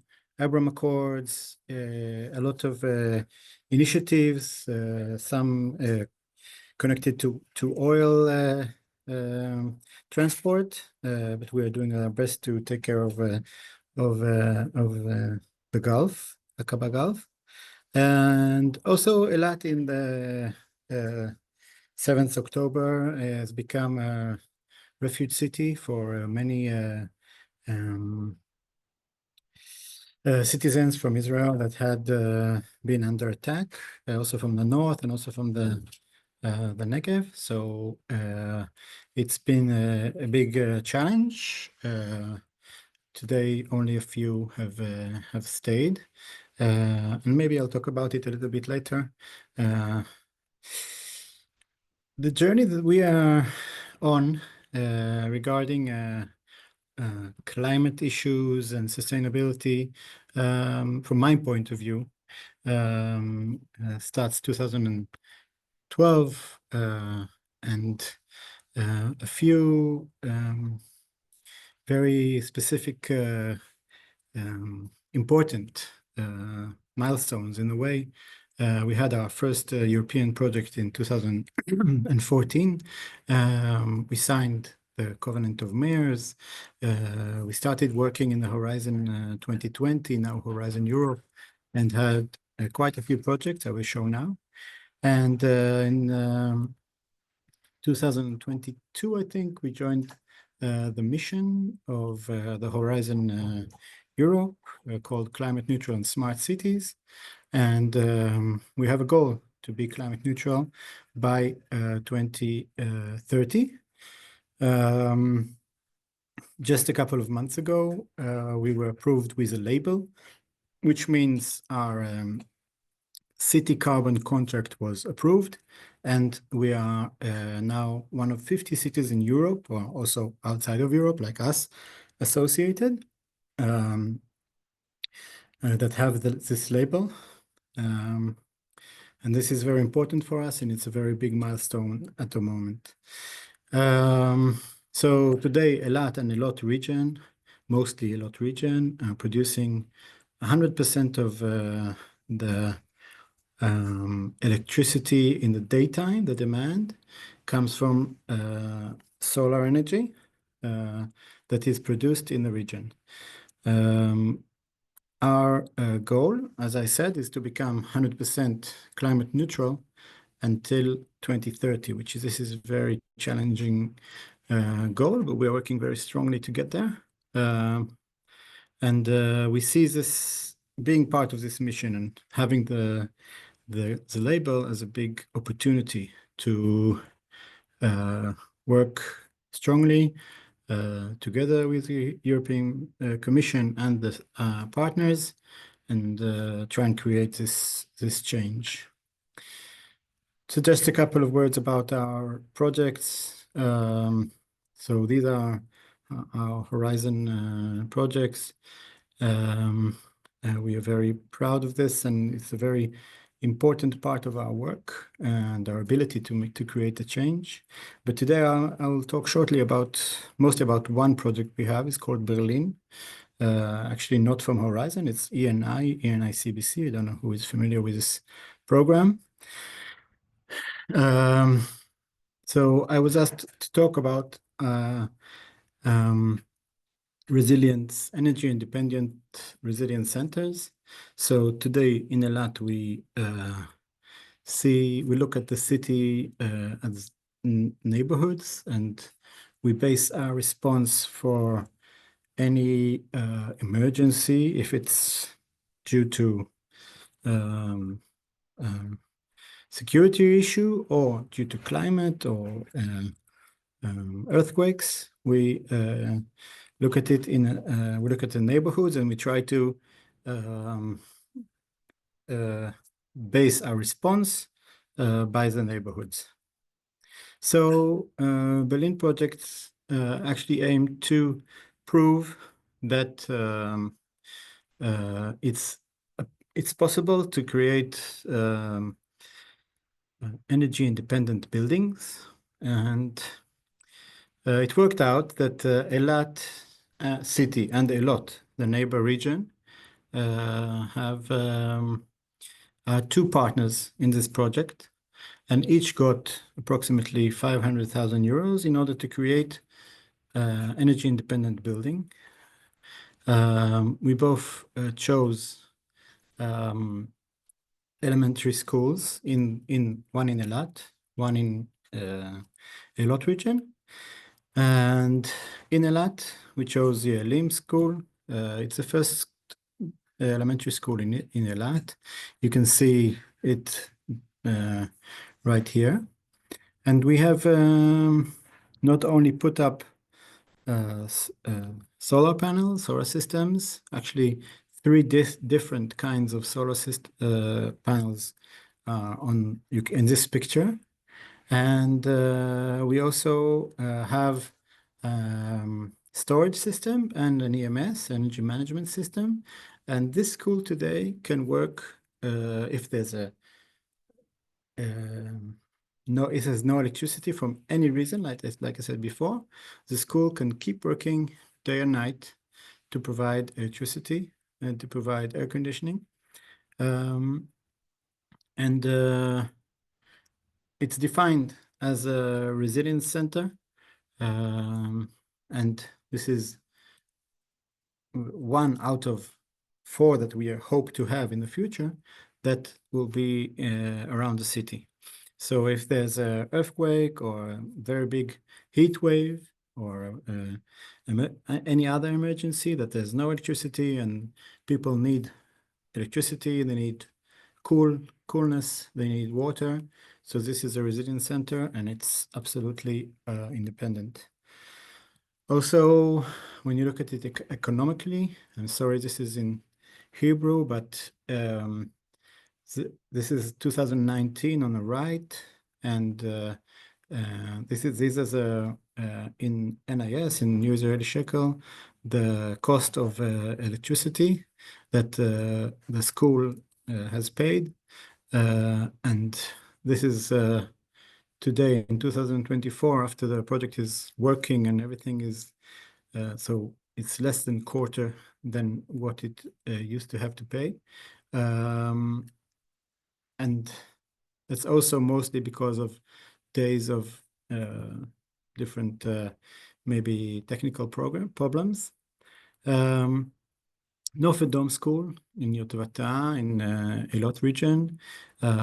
It's actually a new school and it was built under green building standards and also has the same solar systems, energy management systems, and storage, and it provides almost all its energy consumption from the sun, and can also, of course, work in the nighttime. These are the storage systems. On the left, you can see Ye'elim School. On the right, Nofed Dome. And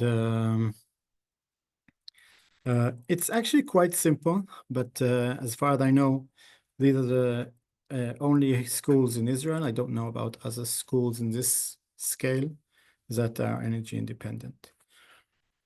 I will also say about one more building we are creating to be net zero and energy independent. It's a municipality office building. Hopefully in I think till March 25 it will be energy independent, but here we also changed the systems. We also replaced the air conditioning system and the lighting, and this project, as I said, so we will have already 2 buildings in Eilat, energy independent, and one in Eilat region. So I hope this wasn't too brief. I'll be happy to take questions, but that's it.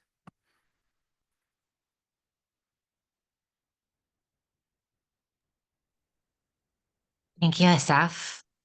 At the moment, it seems that there are no questions. I found it very interesting. Very nice work. Thank you very much. We will move on. Sorry. To our next presenters, countering energy poverty with the centralized renewable energy systems in Ukraine. It will be jointly presented by Mr. Kostiantyn Krynytskyi. Again, hoping I'm spelling it right. Mr. Brandon O'Donnell and Mr. Max Gurion. Kostiantyn is an Ukrainian energy expert who currently works on Ukraine's green reconstruction and energy security with a specific focus on decentralized energy systems based on renewables. Brandon works and writes on the intersection of culture and science in climate and environmental policy. He is the co-founder and heads programming at Post Carbon Cities of Tomorrow, where the focus is on connecting advances in research with communities in need. Max is a climate and energy economist with expertise and experience in the US and Europe, also co-founder of Pocasito and teaching European environmental policy at Georgian University. The floor is yours, my friend. Go. Very good. Thank you so much. Good afternoon or good morning from here in Charlottesville in the United States. And thank you to all the presenters thus far for drawing attention to the topic of energy poverty and climate change. In times and places of armed conflict, we're very appreciative also of the Arava Institute's initiative and leadership on this topic. My name is Brendan O'Donnell with the nonprofit organization Pocasito, based here in the United States, and I'm joined, of course, by my colleague Max Grunig, who is celebrating his birthday today. So happy birthday, Max. And Kostiantyn Krynytskyi, head of energy at NGO Ecoaction, one of Ukraine's largest environmental organizations. So we're very happy to be part of today's conversation, connecting these stories of resilience and innovation. And it's in that spirit that we wanted to underscore the importance of exchange. So our presentation will take the form of an interview. And so we want to encourage the audience also to type questions while we're talking in the Q&A at the bottom of the Zoom window. We will monitor those as we talk and integrate those into our 20-minute time slot. So Kostya, Max, welcome. It's very good to see both of you. Kostya, perhaps we can begin with an update from you about the current conditions in Ukraine. You are in Kyiv. So how are you today? Yeah, thanks, Brendan. And wow, how am I? Like it's for the past 3 years, it's always been like this very loaded question. And you get used to answering like I'm fine, but like with all things considered, it's kind of still strange to actually verbalize it.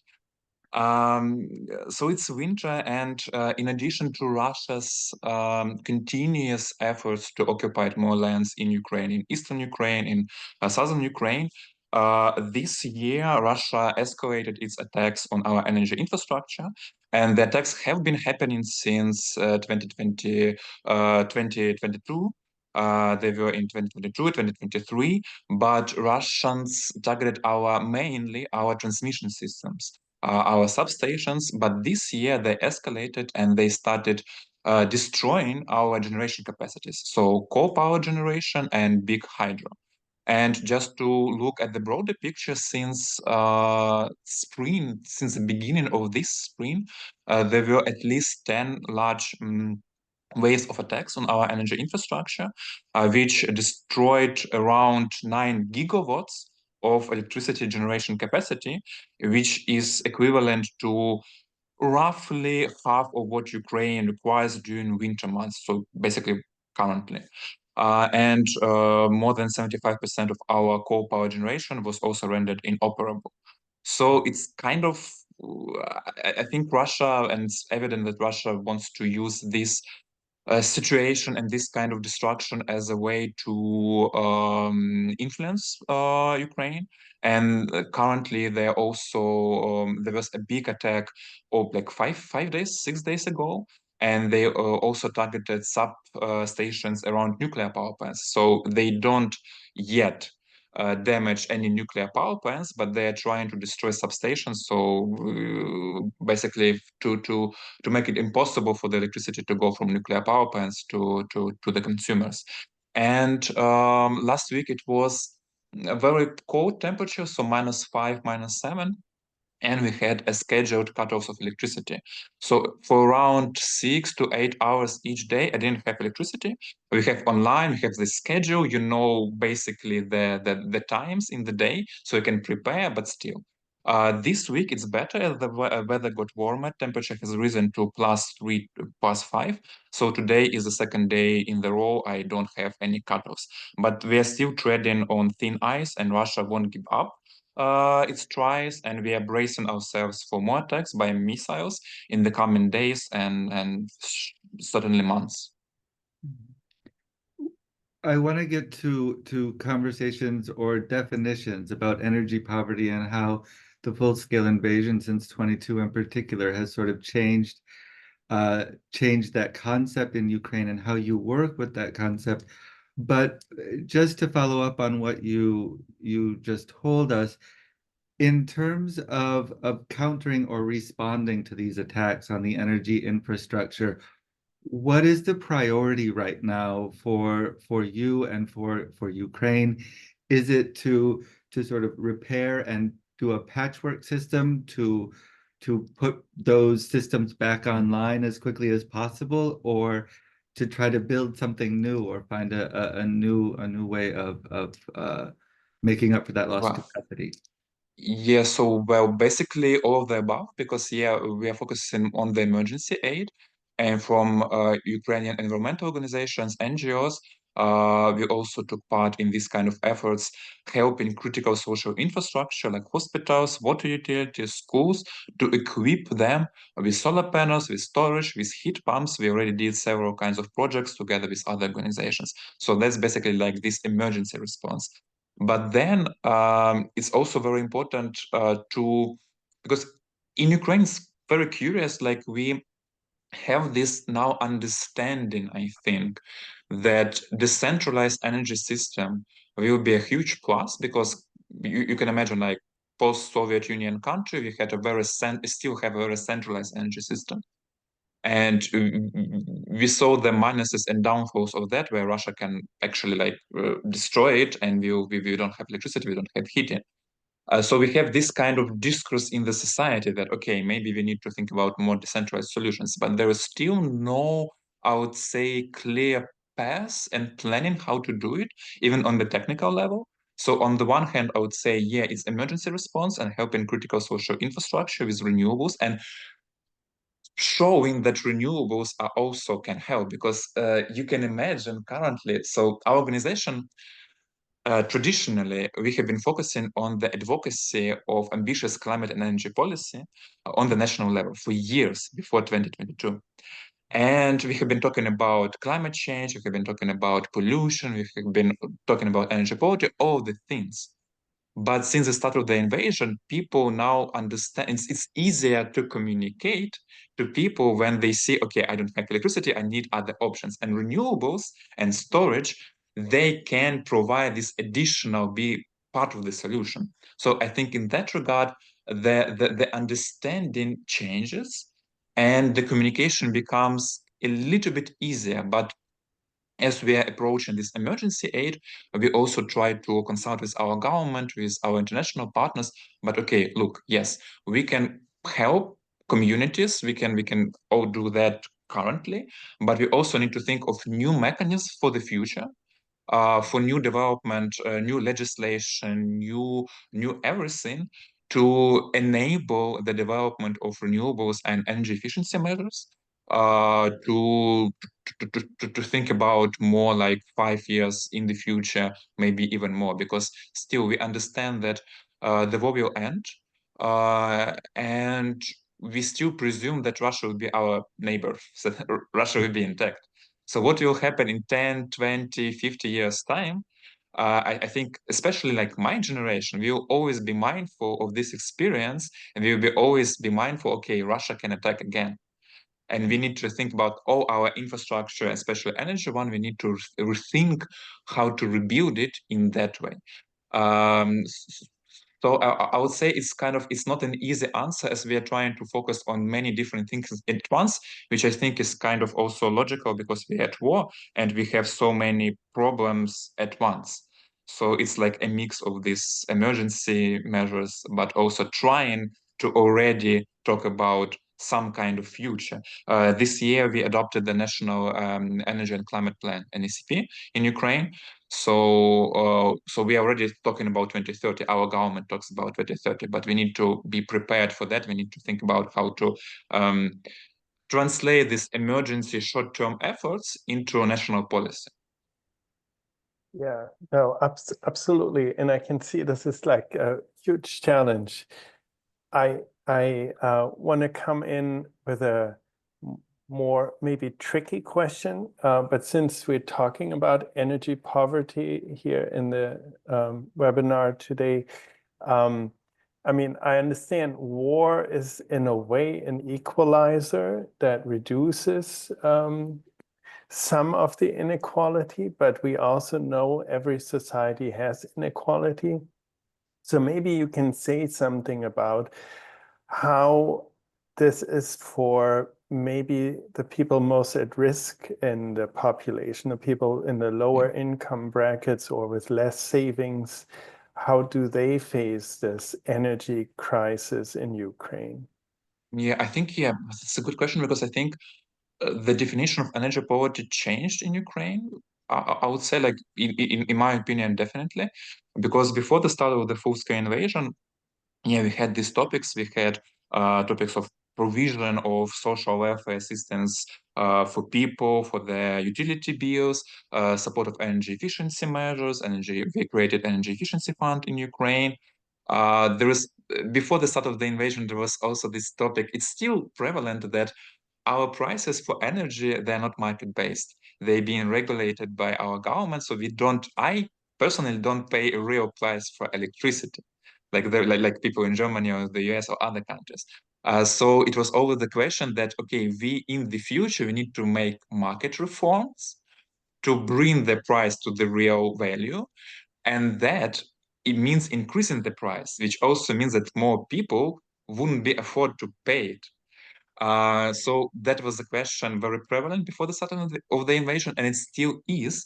But we have this additional point that I think now we see, well, like actually the role of energy sector and energy sectors in wars. Because for one, Russia weaponizes its energy sector for the war effort. So they receive billions and billions of euros and dollars for their oil and gas and coal. And by another, trying to cripple Ukrainian energy supply and energy system, they want to achieve what they can do basically on the battlefield to destabilize the society, plunge the country into literally darkness. So destruction of the inner energy facilities in itself creates and escalates the energy poverty to some extremes, because there are regions, there are communities with tens of thousands, hundreds of thousands of people without electricity for the majority of the day, like in Odessa, in southern Ukrainian regions, without heating. So the physical access, the reliability of supply is disrupted. So we also see how Russia tries to weaponize it and make the question of this kind of energy poverty more pronounced. And also one of the topics that I don't see being brought up in this kind of conversations is that we have many also internally displaced people in Ukraine, which moved from eastern regions, from southern regions where Russia tries to advance, and they basically were uprooted. They don't have money for some of the basic needs. They relocated to other regions. They don't have the jobs, and they also cannot also provide for their basic needs, including energy. So it also creates this kind of wave of people who move to other regions and they don't have the necessary resources and they're trying to find it. And it's also creates this kind of social strain on the state, because state also helps this internally displaced people, and it kind of shows a different angle of the problem. Plus, we still have the question, as I mentioned, of the energy prices. Since the start of the full-scale invasion, we had 2 increases in prices for electricity. It's still not market-based. It's still far below the market price, but it's increasing. And it also creates a strain for Ukrainian population to catch up with that. So in that regard, I would say we see one of the topics that is being almost underdeveloped and under-discussed is the topics of energy efficiency and energy savings. Because we are talking so much about renewables, we are talking about critical infrastructure, we are doing projects, but actually bring down the consumption that can already help, and it can alleviate the stress on Ukraine's energy system. Because as I always like to say, like we as a society, as people, we are the energy system. We are part of the energy system. Energy system is not something there somewhere far away. So we can also influence it and help our system operator when we are thinking about like energy savings measures. But this is also hard, because energy savings, energy efficiency is about changing people's behavior, which is also not an easy thing to do. But we are, I think, for the years to come, this kind of thinking about, okay, how much do I consume and do I actually need this electricity or this light bulb about like still going on in my flat? Maybe I need to turn it off. So I think it will be also prevalent for us, because it goes hand in hand with talking about like renewables and decentralized generation. We also need to think about how we consume energy and lower it down. I want to bring in, we have two questions from the audience that I think tie together kind of nicely. And we'll start with you, Kostya, but Max, with your experience working on decentralized systems, I would love to hear your input on this as well. First of all, just as sort of an understanding, a conception, how is Ukraine connected to its other neighbors? Is it sort of an energy island? Does it produce, generate all that it consumes, both before 2022, we'll say, and then in the current conditions, the current situation? Yeah.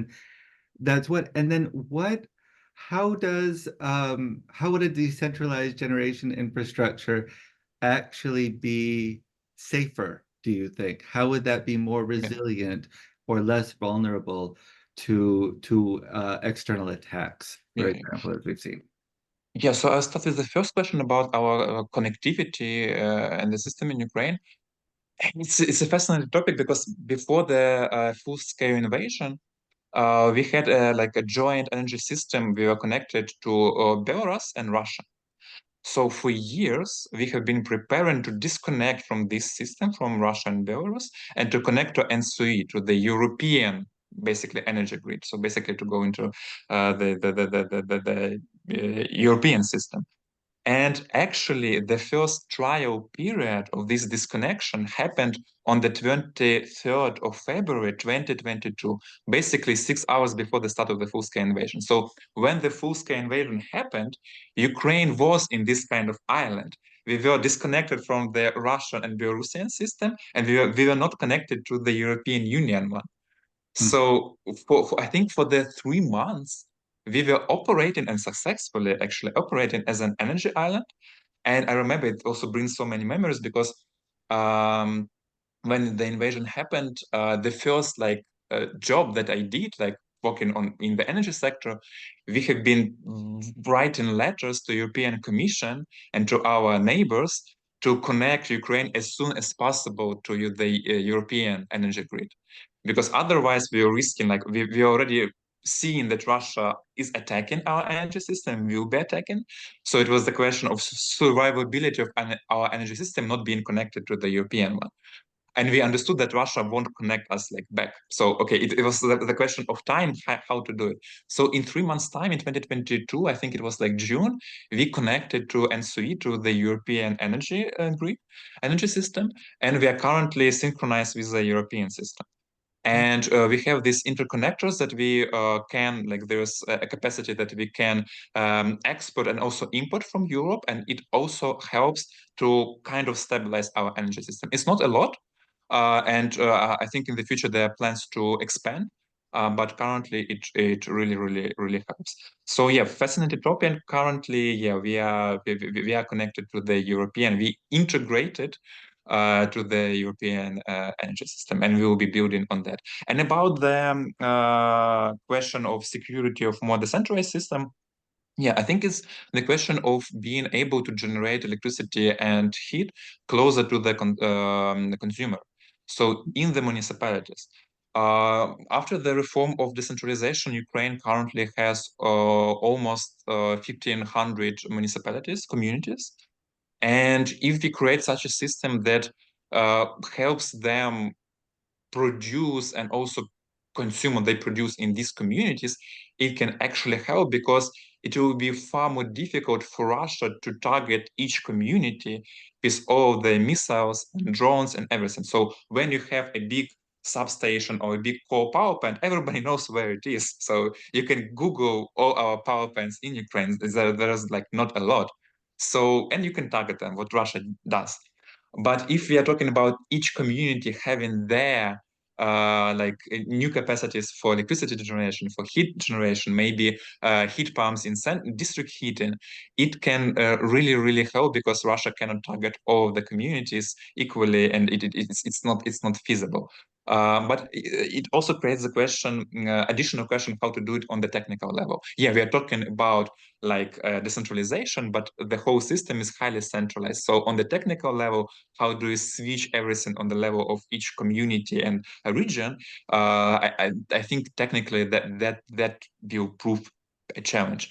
But conceptually, yeah, that can help like secure that communities still have, even like, for example, if that destruction continues, then communities will have still the supply of stable, more or less supply of electricity and heating.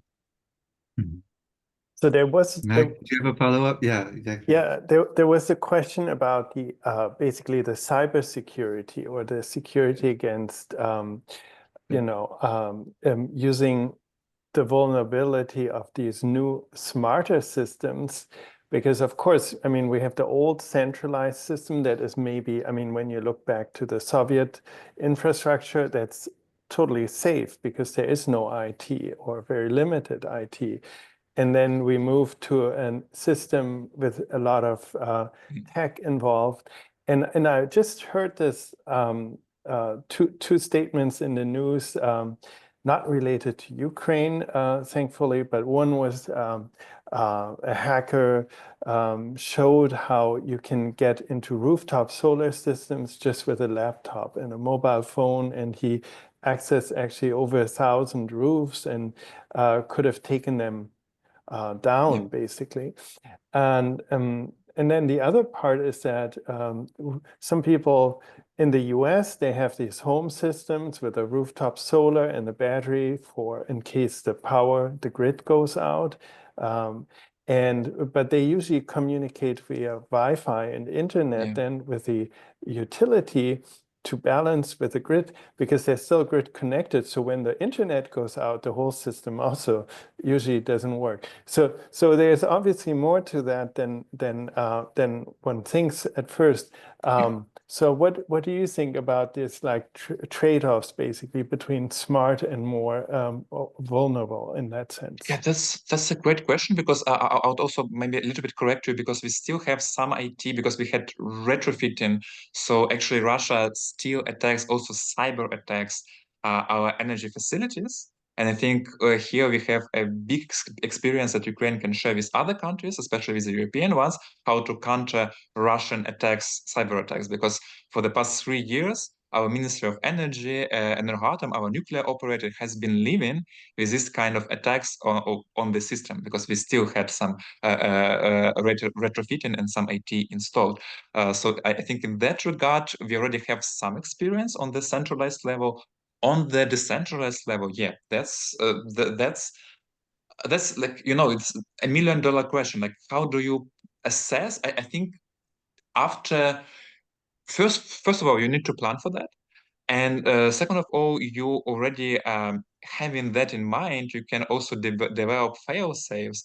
And I think partially Ukraine and our experience can maybe inspire would be the wrong word, but kind of push the developers to think about that. Because otherwise, yeah, there are loopholes that can be exploited, and countries like Russia would exploit them if they find them. So I think the whole architecture and the whole planning and the whole production cycle also needs to take that into account and be more resilient. So yeah, I think partially what is happening now with Ukrainian example is that I think more countries need to take this kind of threats more seriously and prepare already. Not to think, oh, it's only limited to Ukraine. No, I think Russia also doesn't want itself to limit only on Ukraine. So what will happen in 10 years' time, 15 years' time, we need to think about that now, so not to be surprised in said 10 years' time or 15 years' time. So I think that needs to like shake a little bit, like everybody a little bit into some action, and already playing fail-safes and quality control and more, increasing their reliability and closing these loopholes that potentially still exist. Yeah, thank you. And thank you for correcting this, because obviously we're not talking about going from manual control only going to app controlled systems. And I think you're totally right. This is probably a learning curve, because also initially people had, for their passwords, they used just the 1, 2, 3, 4. And so maybe people learn, and there's a learning curve to have a password for your home energy system and to have it as a safe, maybe 2-factor authorization and so on. So I think that can probably be done. And nevertheless, we should probably also be very vigilant because, of course, Russia is very active in this so-called hybrid threat aspects, but also other players are also active in this terrain. And so we should definitely be careful, which also links to maybe talking about where components come from and then having some standards. So I think this is actually very, very interesting what you said, that Ukraine in a way is leading this discussion and bringing other people to think about it. And we don't have other choice. So it's like, yeah, we need to deal with it right now. So we're already like building up the experience. Great. Well, we're just about at the end of our allotted time. There's certainly a continuing conversation about ensuring the resilience and security of decentralized systems. I think that's something we could probably create a whole webinar for, something that we might want to think about in terms of future conversations. But to close, I do want to address one of these questions from the audience, who asked very, very bluntly, is it at all feasible to imagine a decentralized system during a time of armed conflict, during war? And I thought maybe also as not to sugarcoat it too much, but certainly to leave us with a solid example of some of the work that you're doing, Kostya. What does progress in terms of establishing a decentralized renewable energy system during a time of war look like? What kind of strides are you able to make currently in your work? Yeah, so we're talking about concrete projects. We did 3. We did help one of the hospitals near Kiev when Russians were advancing 3 years ago. They tried to capture Kiev and they destroyed cities around Kiev. And one of the hospitals was destroyed, like damaged, and we helped to secure the solar panels, system with solar panels, storage, and heat pump. So currently they produce like 60% of the electricity comes from the system of solar panels and storage, plus heat pump for the heating. They don't actually use gas anymore, but they have this heat pump. And we helped hospitals in coal mining communities, because we have been working for years on the topic of just transition of coal regions, about like phasing out of coal and helping coal communities. And we help hospitals also to install systems of solar and storage for them to have this kind of supply for operations, for refrigerators working. So it's very small examples. It's not per se like the decentralized system, but this is examples that we want to use and we use in our advocacy on the national and international levels, saying like, okay, look, this is feasible on the small scale. We need to talk about like these policy changes, and we need to talk about financing. We need to talk about the measures, how to scale it up. So these kind of examples help.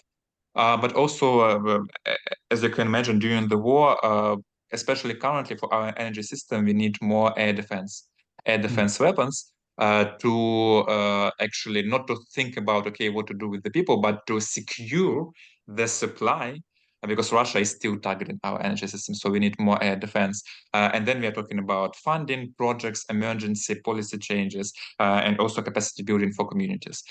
Because also I'm very mindful that, yeah, we're talking about emergency needs, but when some donors come into the communities and do everything, communities are left like, yeah, they have the equipment, but they cannot replicate it.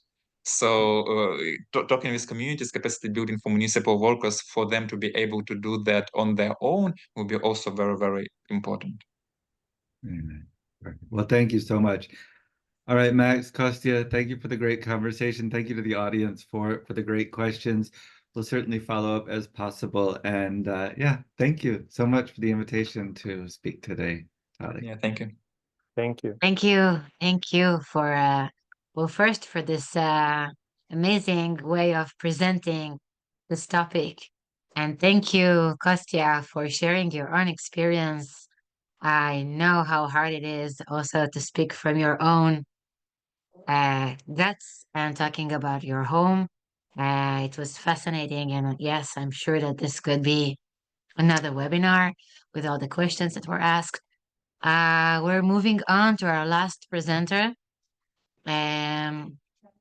I want to introduce you to Mr. Omad Hassan Abdel Shakur, who will talk about Beyond Basic Needs, integrating sustainable energy into humanitarian aid for Africa's displaced.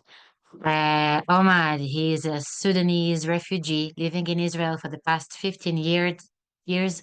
He holds a BA in economics and business. He is an Arava Institute alumni and interested in rural development. He is working today as a research fellow in the Center for Renewable Energy and Energy Conservation, the Arava Institute. Omad, you are our last presenter, and the floor is yours.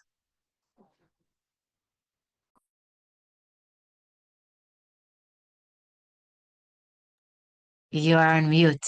Yes. Thank you, Tali, and thank you everyone who involved in organizing this important event.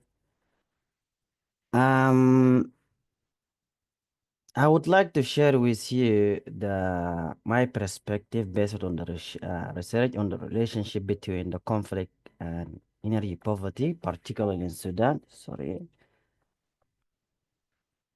I hope by the end of this presentations, we'll see how the centralized energy system has been exploited to perpetuate war and how the resulting energy poverty has exacerbated the humanitarian crisis. And finally, we will discuss the potential of renewable energy to not only address the need, but also contribute to a more sustainable and peaceful future for Sudan.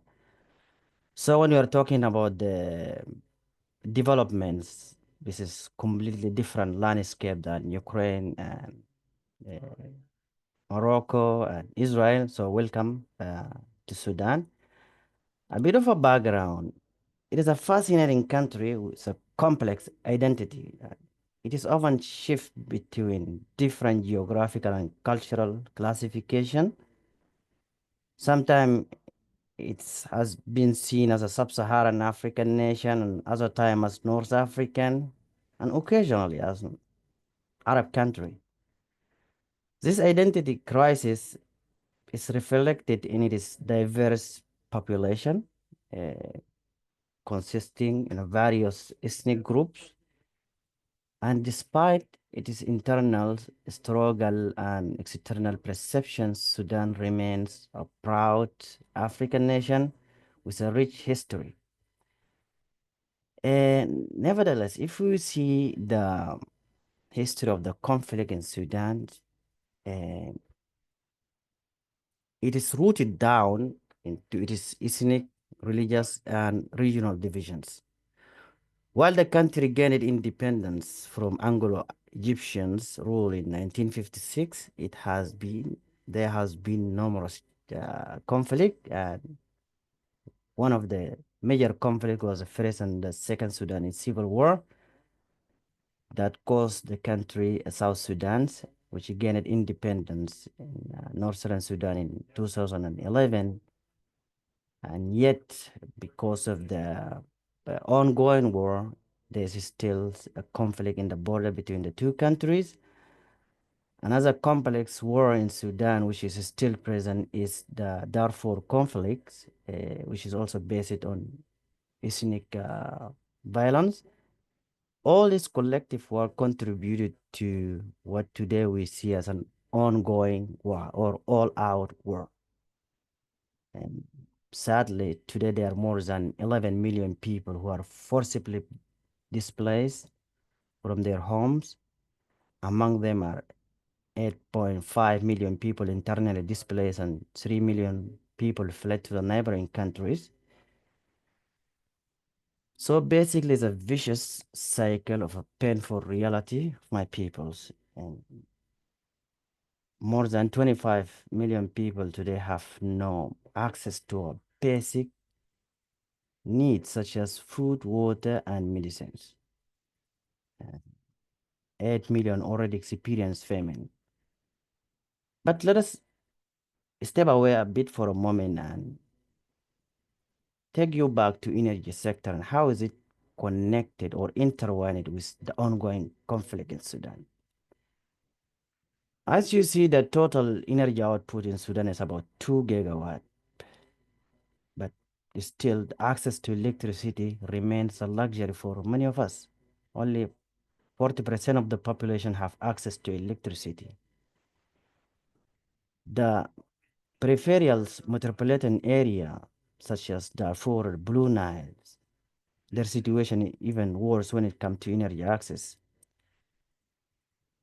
The capital city of those federal states mainly depend on diesel power plants to meet their energy needs. However, due to the limited capacity of these power plants and increasing operational costs, the plant typically operate about 6 hours a day on average, which is not even enough to sustain the household, business, or critical service.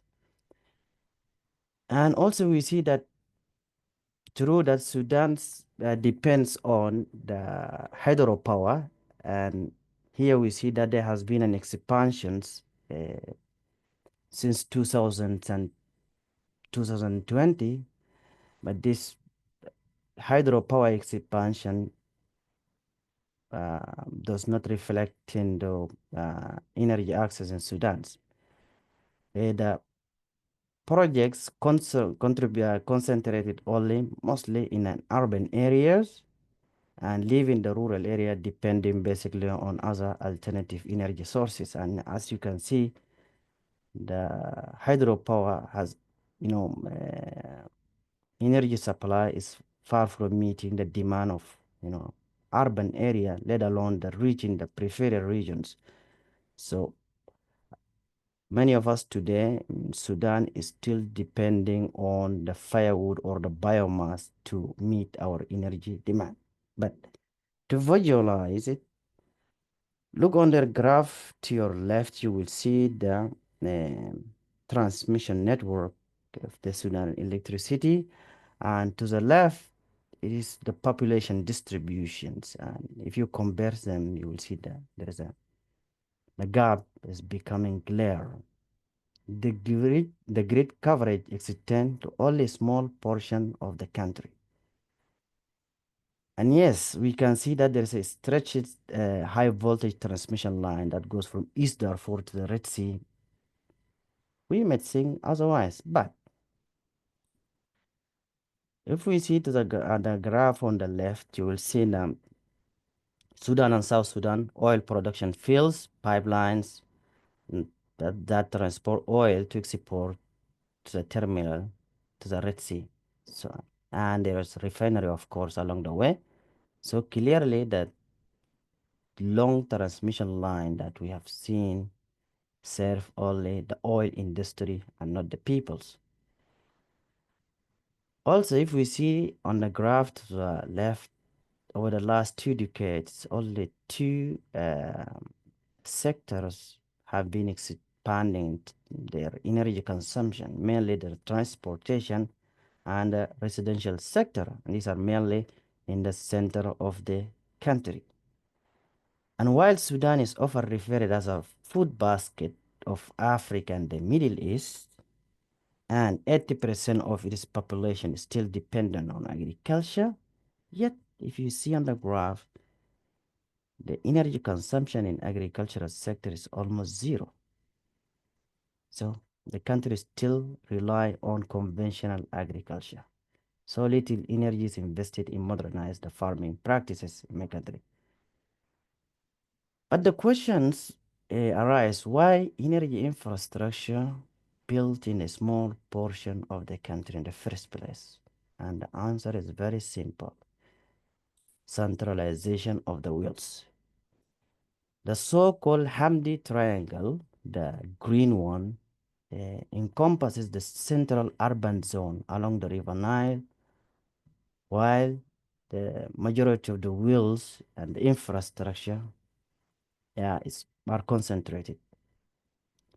This area peoples who live in this area benefit from energy access, political power, and economic opportunity, creating a massive divide between the center and the peripheries. And the regime, unfortunately, used the centralized control over the national resource, particularly the energy sector, to create the political loyalty among the urban population. So, as we can see, energy in Sudan is a tool for maintaining power, serving the need of elite, and securing the political support for urban populations. Beyond that, if you can see the war and misutilization of energy, energy resources in Sudan not only inflict human suffering, but also leave a devastating environmental impact. For instance, oil field operate with no oversight, toxic chemical from drilling are dumped carelessly. The ongoing fighting has also damaged pipeline, allowing the crude oil to dip into our groundwater, contaminating the vital drinking water sources. Adding to that one, the poverty and environmental destruction have created a vicious cycle. Rural communities trapped by poverty have no choices but to rely on the firewood for survival. The urgent need for the shelters and brick making alone consume about 52,000 trees annually. And therefore, for example, when in the 20 years back, the trees density was about 400, today they are 27 per hectares. So the legacy of this inequality, if you see this circle, the pink ones representing the internal displacement and the blue ones are representing the refugees, Sudanese refugees in the neighboring countries. More than 90% of the Sudanese school-aged children have no access to formal education, and 5 million of them are being forcibly displaced. If we see how those internally or generally the refugees in Sudan cope with energy poverty, well, simple as that, many of them, they are forced to sell portion of their food to buy charcoal or firewood, or otherwise risk their life, safety, and even their life. And when we see what the humanitarian agency do in terms of the energy, we'll see while the international community have been generous to provide some assistance, if we look at the clustered list of items, energy is not even present there, let alone the funding gap that these refugees or the camps experience.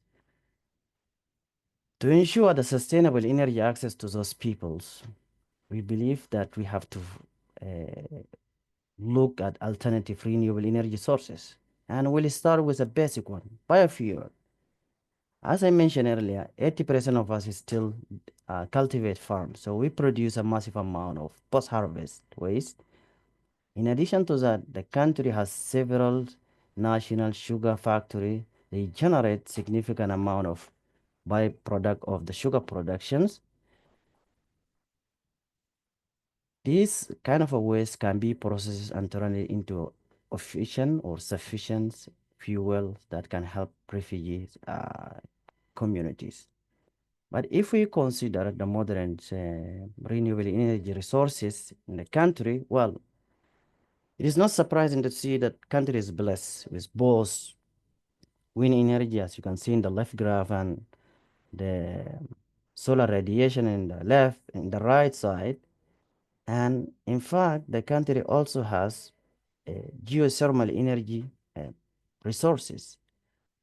One of the fascinating was the Hamia Road. Okay, when I was a kid, we would go there and see people coming from long distance just to take a shower from that hot healing water. These are resources that can be utilized to help refugees community to get their basic access, as well as prepare themselves for at least the future to come. Now, With that in mind, the recommendation involved two set of solutions. One is immediate solutions. The short-term solution can transform these camps into the space of opportunity and resilience. These camps are filled with resourceful and innovative individuals. Partnering with them to design policies and technologies can inspire creativity and hope. Promoting an installation of mini agrivoltaic grid around IDP camps and use this energy for various applications. Then energy can be utilized, first of all, to use the agricultural waste and turn them into charcoal, reducing the resilience on the traditional firewood, while encouraging the adaptation of locally made efficient cooking stove. This power also can power the medical service, grain milling machines, and community garden station to improve the daily life of those communities. We must also focus on empowering people through the vocational training in renewable energy and sustainable agriculture while raising the awareness of environmental challenges. So the immediate solution can alleviate suffering while setting the stage for the long-term solutions. While the short-term solution addresses the immediate needs, long-term energy strategy can lay the foundation for peace and sustainable developments. Adapting the off-grid technology, we can decentralize infrastructure, reduce the centralized control that has fueled the marginalization in the first place. This is especially important in Sudan, where the rural areas are dispersely populated and often excluded from development effort. The question is how such a project can be implemented when there is no security and financial resources. It is true that the first hurdle in implementing such a social project in Sudan would require security. One proposal is to protect civilians by bringing the two fighting sides to agree on creating a buffer zones around the camps. And in addition to that, we must advocate for deployment of peacekeeping mission forces to bring assistance or to assist in security around this camp. When overcoming the security, then comes the financial burdens. First, Sudan's financial and political system are in collapse, and with no physical balance and foreign debt exceeding 22 billions, there is no vision, or I can envision that the foreign investments would come to the country. Yet, in a desperate time, we must pursue a creative solution.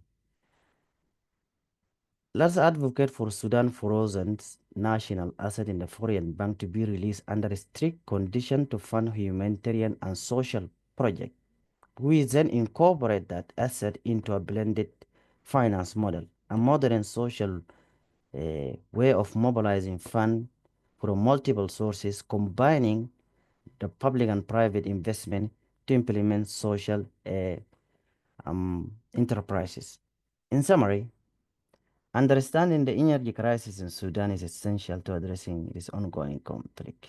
The energy is not merely a utility, it is a crucial source of power, control, and survival. Until Sudan's energy resources are managed fairly, they will remain a driver of division, suffering, rather than the catalyst for peace and progress. Hopefully, to create a lasting change, we must promote decentralizations, a project tailored to Sudan's disparate populations. Off-grid system can provide definitely a sustainable power solution that reduce marginalization and empower the local community. And with that, I will be finishing, and thank you very much for listening.